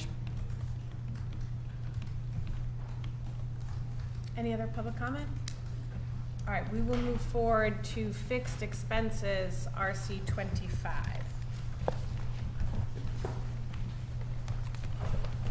Mrs. Ackman, before we move on, I just want to say that when we talk about contracting out our custodial services, we were granted a very limited right to do that in the contract. And so if there are custodians listening anywhere, that we be very careful about talking about contracting out, because that would be a subject of negotiation. And again, we have a very limited right at the high school that is given to us in the contract. Thank you. Thank you. RC 25. So RC 25 includes transportation. The change in transportation is primarily the contract with First Student. It is entering the third year of a 5-year contract. There is no change in terms of the number of buses that are included. In terms of utilities, it's roughly in the aggregate just over $28,000 of an increase. The majority is electricity. There are offsets and savings associated with fuel oil / natural gas. We have seen spikes in the usage of energy, which is one of the reasons why electricity costs have been going up. Part of that is the increased use of air conditioners in the schools. The biggest driver in RC 25 is health insurance, which was part of Dr. Adley's presentation. Our current provider, which is Connecticut, did provide a renewal quote of 34%. We did see claims spike significantly in the last 3 or 4 months. We've had 22 individuals who have had individual claims ranging between $100,000 and $750,000 per individual. As a result of that, our trends are obviously not very good.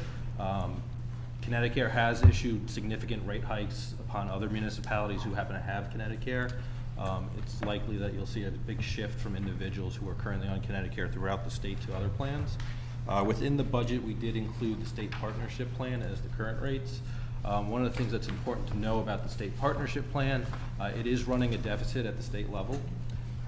They did impose what they call geographic pricing, or a Fairfield County surcharge, starting this year to help with that deficit. So when you look at pricing for the state plan, it's actually different prices for Fairfield County versus other parts of the state. They are running typically between 8 and 12% a year in terms of increases. So we are working with our broker. We actually had a conference call yesterday about soliciting bids from other providers outside of the state plan. That does take a bit of time. We are hopeful that whether it is Anthem or Cigna or Aetna, that we will have a possibility of transitioning to a plan other than the state plan. The hope in talking with our broker is that since a number of Connecticut clients in Connecticut are seeing large renewals, that there could be a group purchasing effect to kind of leverage some, have some leverage with whether it's an Anthem or an Aetna or a Cigna to bring prices down. We're hoping to have preliminary estimates in the next couple weeks. It's still likely that that increase will be between that 7 and 8.5% increase just because of where our claims are at. But that is largely the biggest increase. We are also working with our broker, Brown & Brown, to reduce their fee as an effort to bring down the health insurance costs. We do have a significant fee attached to our health insurance, so we are looking to bring that cost down. The other increase that was also referenced in the budget is the pension plan. There was a valuation done recently by Milliman, the town's actuary. They do have new mortality rates, which we did reference in the 5-year projection. They're essentially saying that public service employees are living longer. If you're living longer, you're going to collect a pension longer. They are also lowering their estimated interest rate, which is their return on their assets. So if you're going to earn less as a return, then you need more assets in the fund to pay out. There is a pension board meeting, I believe, on January 13th, which this will be discussed, but that does make up 0.34% of the overall budget increase. Mr. Singh. So on the healthcare side, these 22 individuals, are these outliers that, you know, tend to spike from just by happenstance, or? Some of them are pretty significant illnesses. Okay. And they've carried on consistently, so we've seen large claims over the past 4 months because they've continued. And then is there any programs that we can implement? I know in the private sector that there's programs, that there's proactive personal health initiatives involved to take down. So we do offer things like clinics where you can get your blood pressure tested and things like that. There's EAP programs and others. The cause for the spike isn't really unhealthy living. There's a lot of cancer issues throughout our population of membership. That's really kind of what's driving it. Usually what will happen is they'll look at the last 18 months of claims. They'll try to pull out things that might be outliers, or unfortunately if an individual is no longer with us. That's not really the case, so there's nothing really to pull out, which is also what's causing the spike. Connecticut has really basically told us they would not like our business going forward. Darien specifically. Correct. It's funny because we've been such excellent clients for so many years. I mean, it just doesn't fit with the, when we go through the contract negotiations where our, you know, I don't want to say age demographic, but our experience demographics sits relative to other districts. Sure. So some of it is not just your employees here; it's their spouses, it's their children. But you also have retirees who are still on health insurance, and so that certainly plays a part in it. Thank you. Mr. Burke. With regard to the busing, I recall, like in the fall, that there was some concern in the community that some parents, children who were out, you know, not within the busing limits, were concerned about safety. If memory serves, I think an accommodation was made for some of those students. Does this number in your budget accommodate for potential other problems? I guess, I know it's not necessarily a budget question, but are we looking at that, you know, issue in terms of whether or not as a board we need to revisit some of those restrictions, et cetera? Sure. So we did look at the walk radius. We surveyed area towns. So what determines a walk radius is whether a community has sidewalks. So if you look at neighboring towns, Stanford, Norwalk, Greenwich, and Ridgefield all have a 2-mile walk radius for high schools. New Canaan has a 1-mile walk radius. If you look at communities like Westport or Weston or Easton Reading, they don't have sidewalks, so there really is not a walk radius there. Assuming we want to keep the same tiered level system that we have, where the high school, middle school buses drop off first and then they go right out. They have about a 40-minute window to pick up students and get to the elementary schools and then the next tier. if you were to change, let's say, from a 2-mile to a 1.5-mile radius, keeping that tier system, keeping that 40-minute bell schedule, we do assume about 120% load on a bus. So a bus can carry about 72 individuals, which includes the driver. At the high school area, you don't really want to have 70 kids on a bus. They're bigger, they take up more space, they might have more equipment with them. So if you assumed 120% load capacity, essentially saying 20% of students who are assigned a bus would not essentially ride, and based on where they are, travel time, and the bell schedule, you would need 6 additional buses to accomplish a 1.5-mile walk radius. A bus is approximately $85,000 by first student. So at 6 additional buses, you would be looking at about $500,000. So I wonder if part of this isn't kind of what Mr. Cini referenced before in terms of partnership with the town. I know Mrs. Stevenson has talked about a sidewalk plan, and we've said having conversations together on that would be useful, because I think it's a question that keeps coming up. And it's a major driver, and if there's a sidewalk plan and the schools are a driver of population in town, and given 38% of our town, the last census was under the age of 18, it would seem that kids walking to school is an important conversation to have. There's synergy there. Huh? There's synergy there. There is synergy there. Mrs. McCammon. In the meantime, I do think we need to take a longer look, whether it's at policy or at cooperation with town, and I agree with both those points. But that specific instance of kids walking up Norotan Avenue with the exit ramps there, I'm not sure it's even in line with our policy. Have we looked at that specific route and whether or not that needs to be solved for this budget? Yes, and it's not in the budget. Okay. So I think also what I asked Dr. Adley to do is all those parents who have a concern have a process for which they can go through to make that concern that actually is not with the board. It's both with the superintendent, and the board delegated a hearing officer should the administration feel differently. So given those parents who came and spoke to the board, I asked Dr. Adley to please reach out to them and let them know their process, because if they have concerns within the policy, they certainly have the right and should work that process to solve that problem. I think also what I'd like to look at, if a transportation comes up, how do we demarc what you said is from 2 mile to 1.5 miles is 600,000. I assume you picked the 1.5 at kind of a, I have to pick a point. One of the districts that's most recently changed their walk radius was Fairfield Public Schools. They went from 2 miles to 1.5, so that's one of the reasons we picked the 1.5.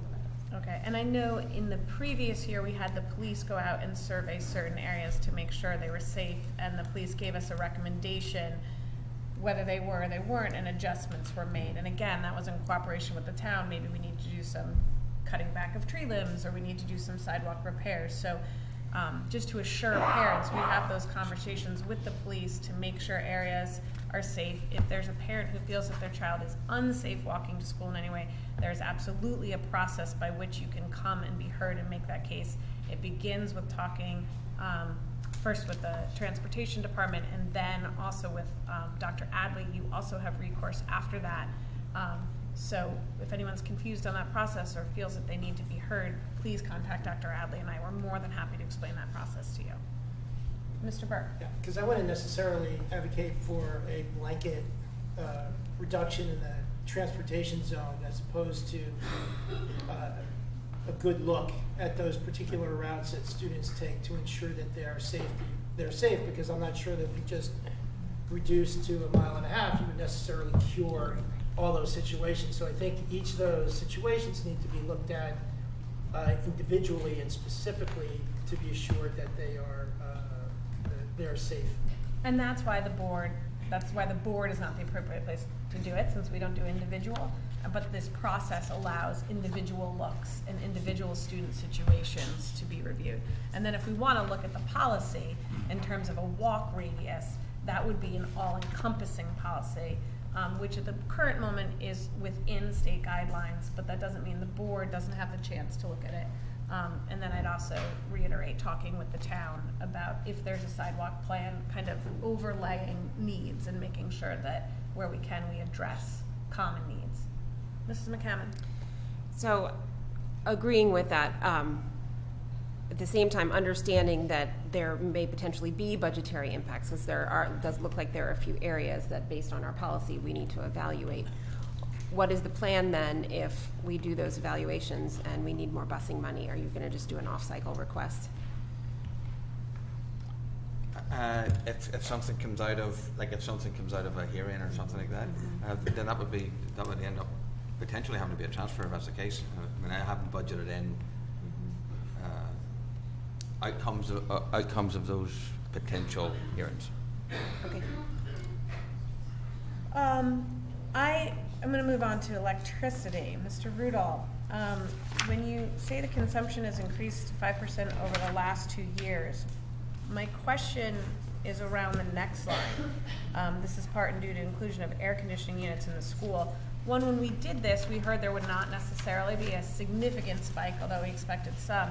And two, air conditioners, at least at the elementary school level, only went in last, like from April break through June. So I'm not sure how to account for the spike in electricity for such a short period of time. Someone want to talk to me about that? Well, there were two reasons for the spike. One was the increase in the air conditioning, and the other was we have all the devices, one for each kid, and they get charged up at school all day long. So we actually had to add additional electric circuits at a couple of the buildings to take care of the charging. So that's been an increase. So we can just include that going forward, the one-to-one initiative. That makes sense just because we've been able to track that longer. Also on fuel oil, we talk about the cost of heating and natural gas. Is there a way to split that out so that we know if we're going forward looking at what is a more efficient energy source?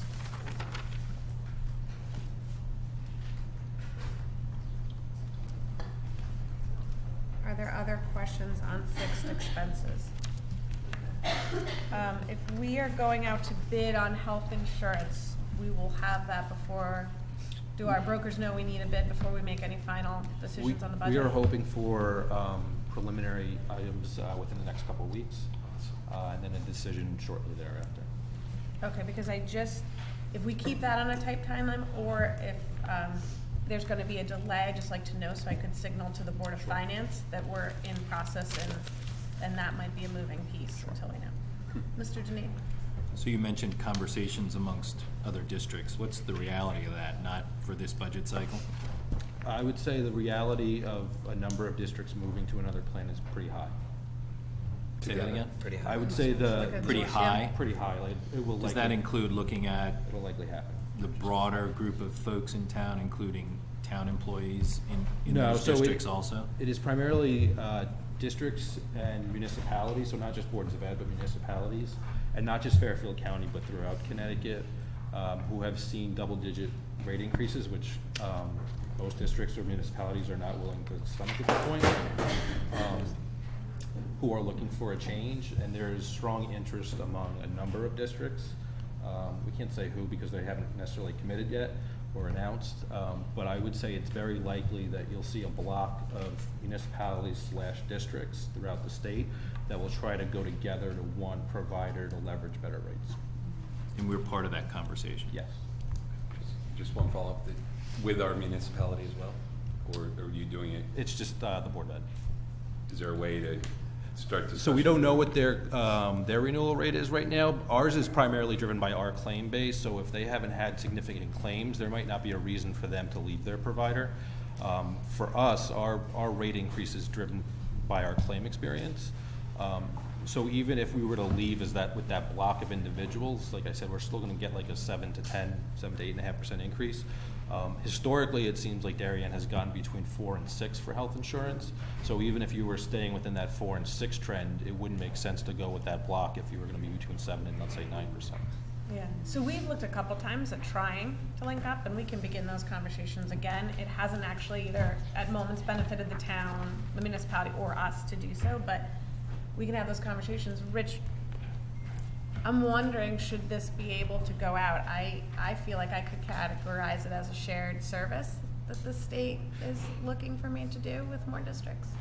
if we all go out as a consortium? Well, so it's not necessarily a consortium, it's more like a purchasing group, so it's not gonna be. I can still work purchasing group. So it's not a group of individuals who will share claims and hope to mitigate that risk. That's really what the state partnership plan was designed to do. When the state created that plan, they expected if we pulled in a ton of employees who were municipal employees throughout the state, you'd mitigate your risk by spreading it across a number of people. It hasn't worked at the state level. There's a reason why the state partnership plan is running a deficit. What this really is saying to providers, whether it's an Anthem or an Aetna or a Cigna, is we can give you 10 municipalities, let's say, who will buy your plan. Will you give us a discount for buying your plan and leveraging those high volume of individuals so they get a large book of business?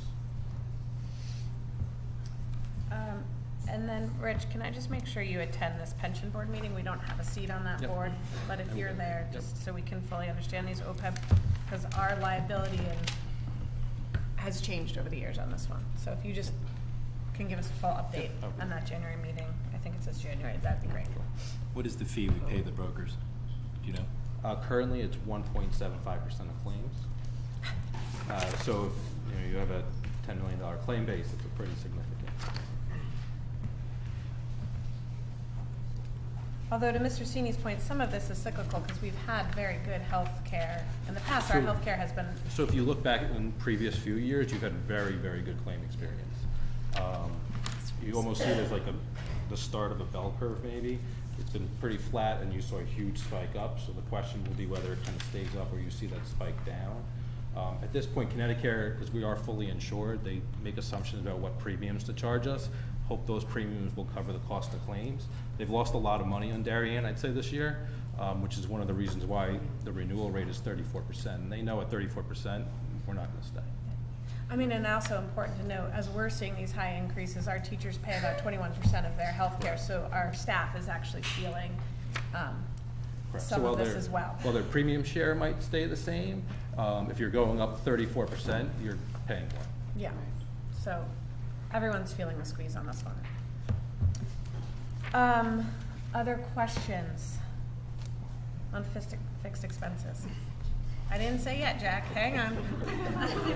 He wants to beat Teresa. All right. Is there public comment? No, he's got a perch. He likes to perch right there. Jack Davis, 197 Hoyt Street. The more I do this, I remember where I live. I have a couple of line items here. We have $2.08 for heating oil for the budget. Can we have a breakout of, or just information of what it was last year, what it is this year for heating oil, but also for what we're paying for natural gas, and whether or not, I know we buy the heating oil through a consortium, do we have the same opportunity to buy natural gas through the consortium or purchasing group or whatever you want to call it? Just when you were talking about just looking at the purchasing group and the town for healthcare, just as a little aside, the library also maintains their own separate healthcare provider.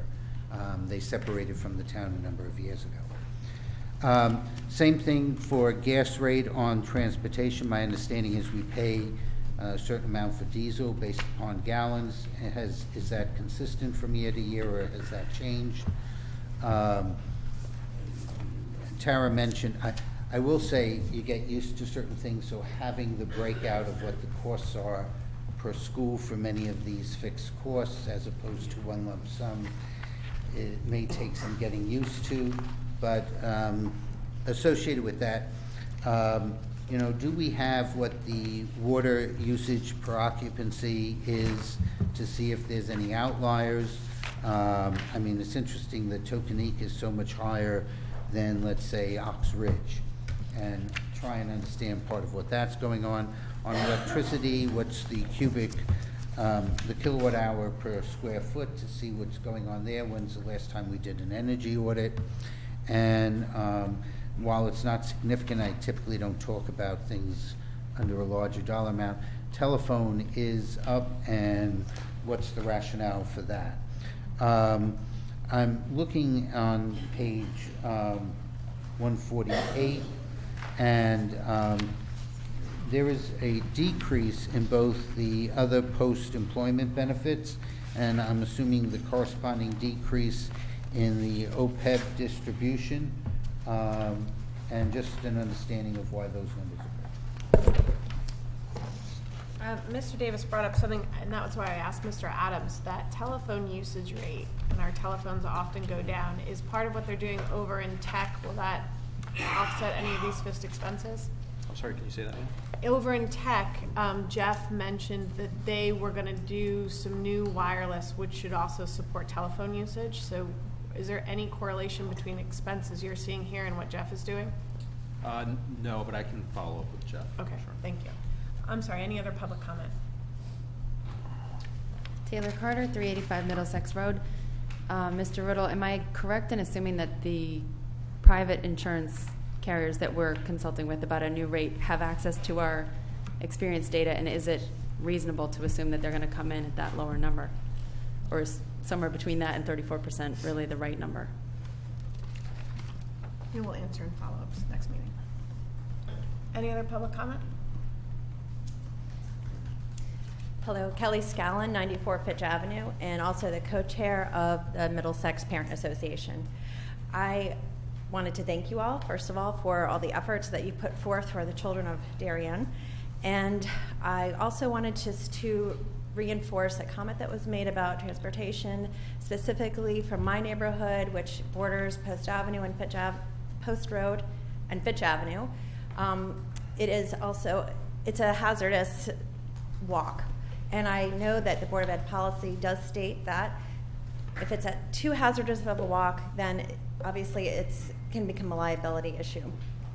Our particular situation is walking up Norotan Avenue, crossing over I-95, multiple gas stations, and it's hazardous. And people just need to be aware of it. As I don't want to put the cart before the horse, because obviously it's a policy situation as well as a transportation issue, but I just wanted to, for the record, state that.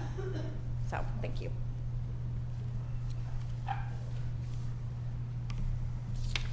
I'm just going to remind everyone, in the interest of safety, if you ever have a safety complaint, please go directly to the administration so a safety complaint with a child can be handled immediately.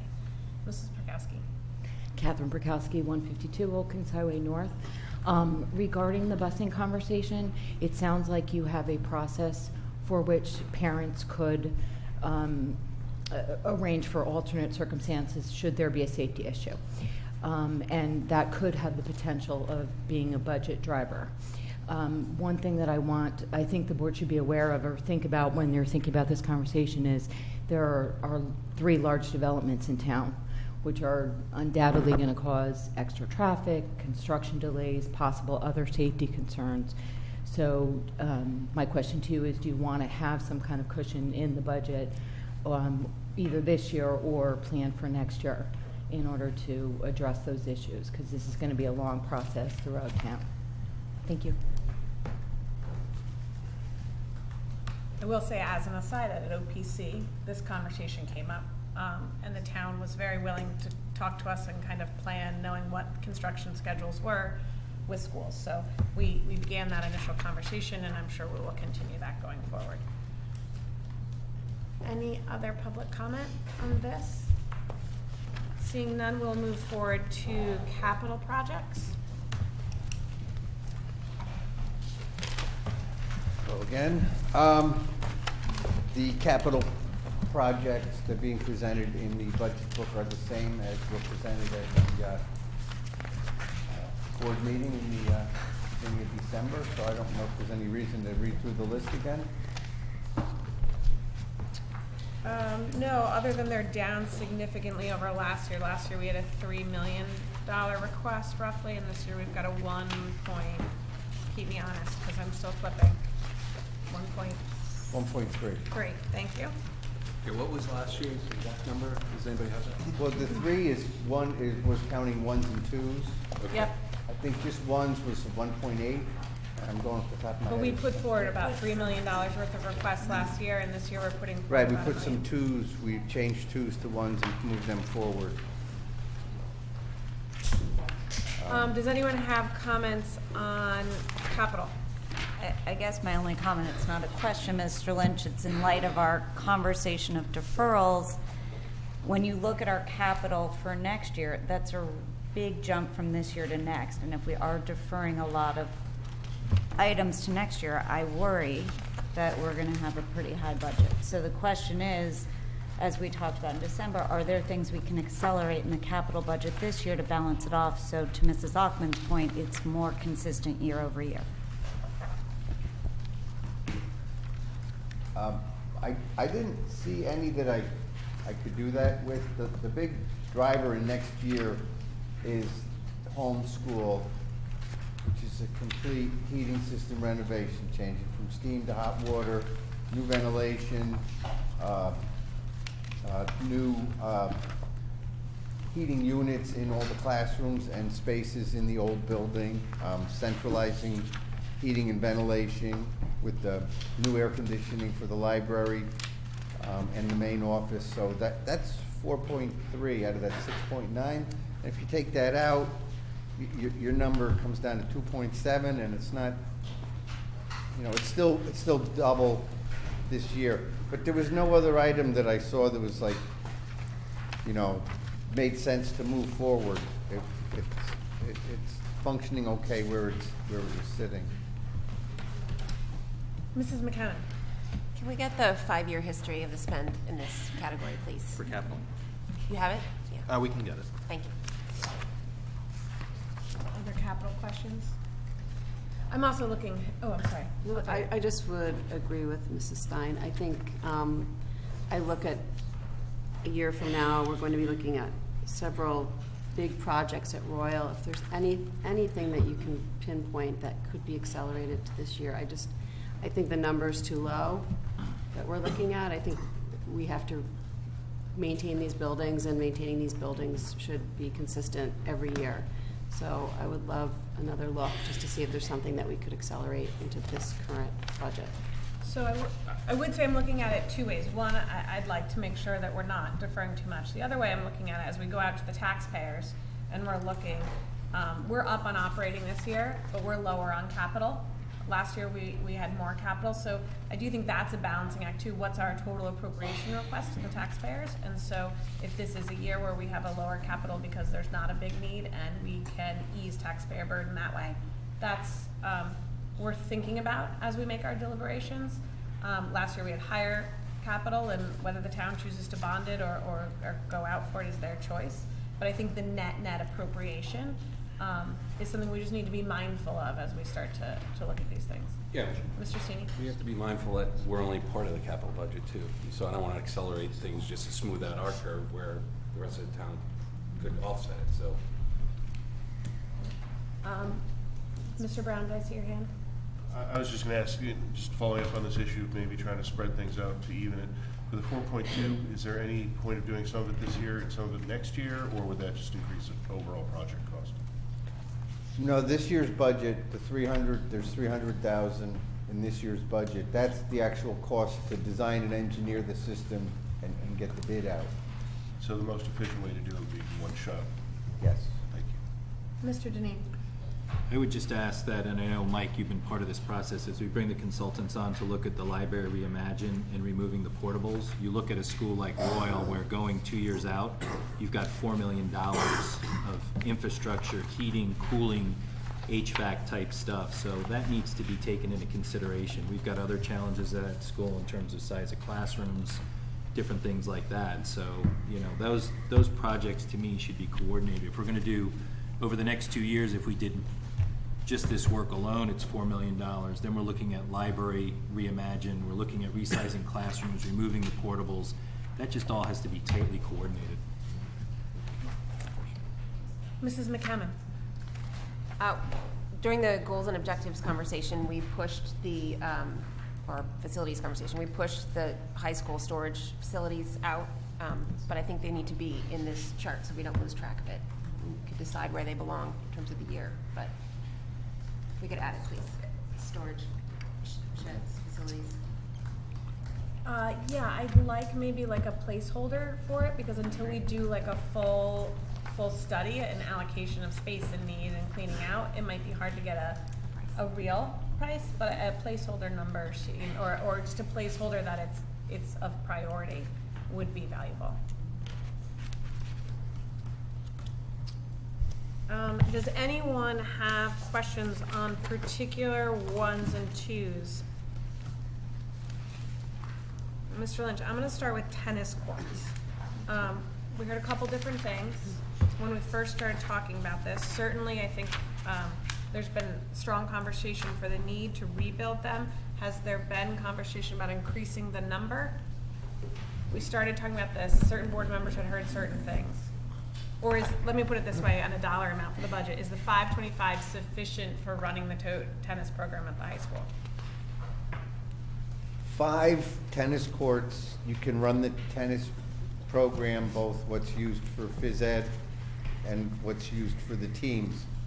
If you want to host a regional tournament, you need 7 courts. So 5 is enough. Okay.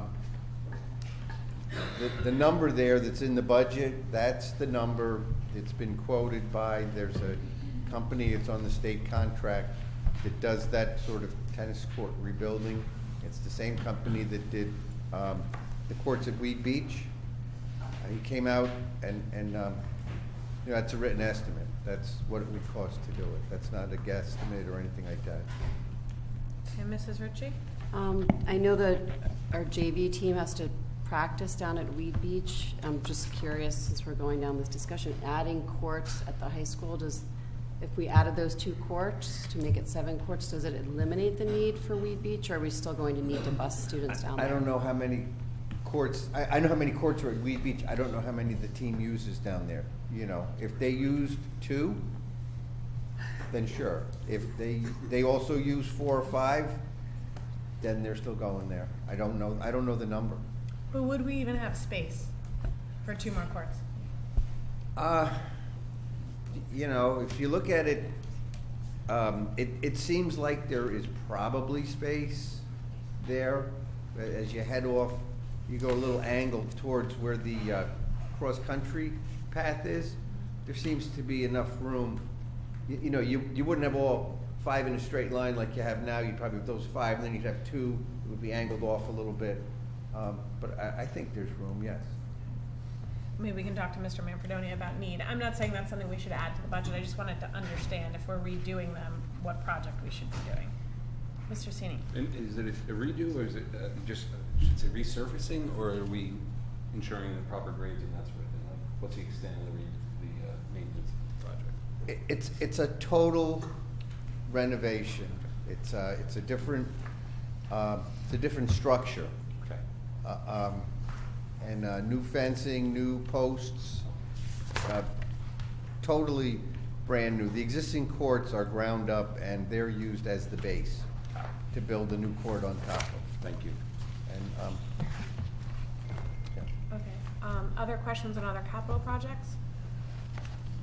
Can you talk to me about the trucks and their condition? You have two replacements, 42 DAR and 59 DAR. Okay, 42 is it's a pickup truck that is used by one of our HVAC mechanics. It's also used for plowing snow in the winter. It is about 16, 17 years old. I think it's an 02. Next question. Okay. I wanted them to talk about them. 59 is a Trailblazer. It was bought used to replace a vehicle that had been damaged. So the early history of the vehicle, we don't know. It's got close to 200,000 miles on it, and it's all stop and go driving. The engine is it's lost a lot of its power. Okay, it's probably the best way to put it.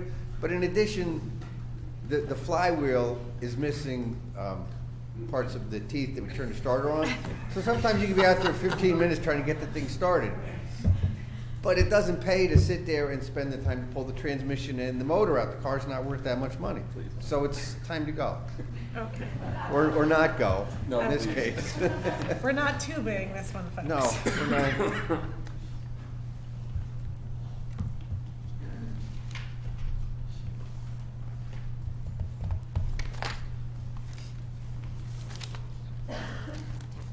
Mrs. McCammon.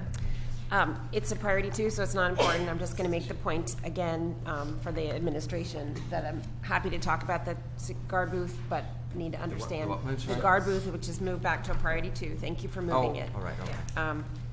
Just recognizing it that we need to talk about it. I know it's priority two, so we're not voting for the funding this year anyway, but just noting that out loud. Yeah, I think the superintendent's response to it shows us how far along we are on that. The what?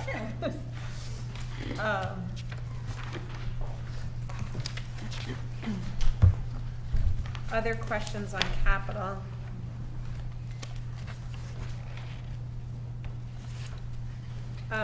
I know this goes along with Mr. Deneen's question, and I know it's minor, new carpet in a library at Middlesex, but that would be installed over this coming summer? Yes. Okay, and if that's the case, again, anything we do in libraries, as we do these libraries reimagined, I'd like it just to be tightly correlated, if that makes it through. Can I actually say Yeah, that? Mrs. McCammon.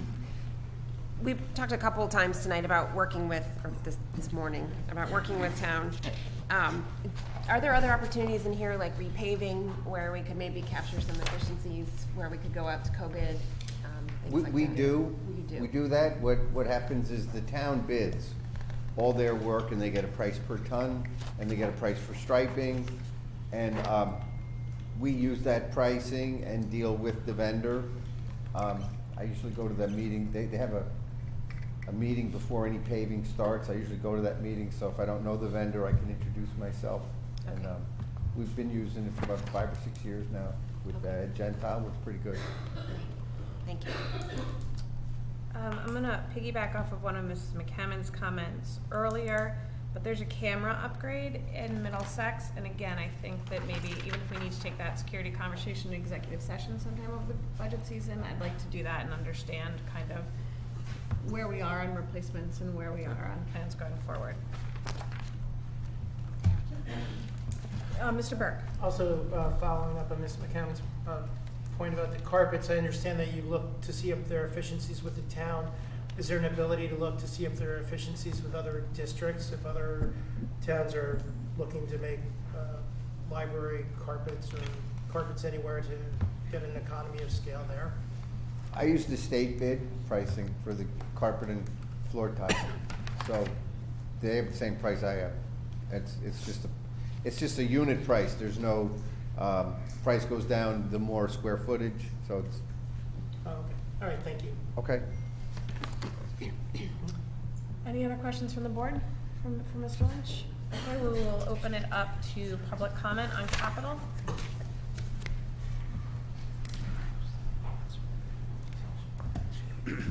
Jack Davis, 197 Hoyt Street. I'm sort of using capital to back into something that I meant Jack, to we ask. can't quite hear you, can you? I know, That's it's on. usually not the case.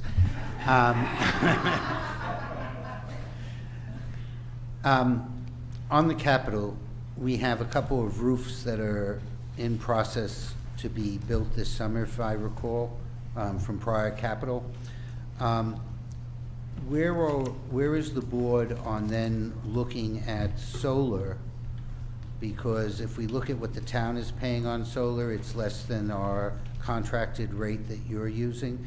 And I thought the board was looking at that, and I know its critical path is that we have the new roof. So that discussion would be appreciated.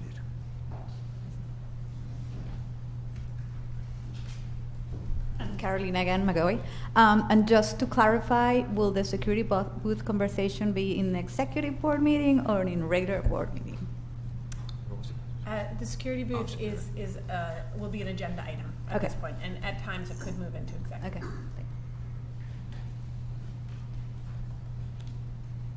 Taylor Carter, 385 Middlesex Road. As you move your security conversation to executive session, as a parent, not as a member of the Board of Finance, I would personally love it if you would discuss, maybe with the police department, the possibility of SROs at the elementary schools.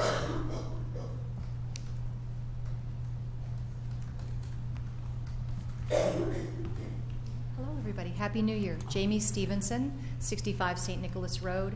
I wanted to just piggyback off of Mike's comments that our Public Works Department is available to the Board of Ed to discuss and collaborate on any projects that fall squarely in the professional responsibility of DPW, paving, asphalt, sidewalks. I noticed you had a couple of projects on your list.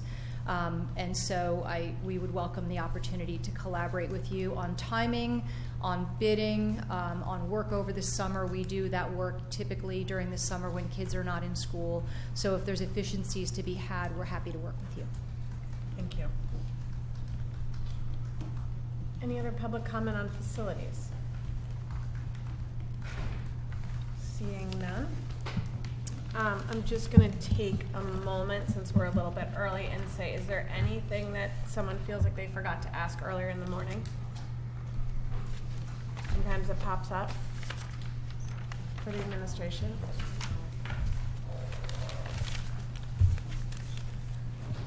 Take a minute, since we're never early and we're still a little early today. Because if not, we will break early for lunch.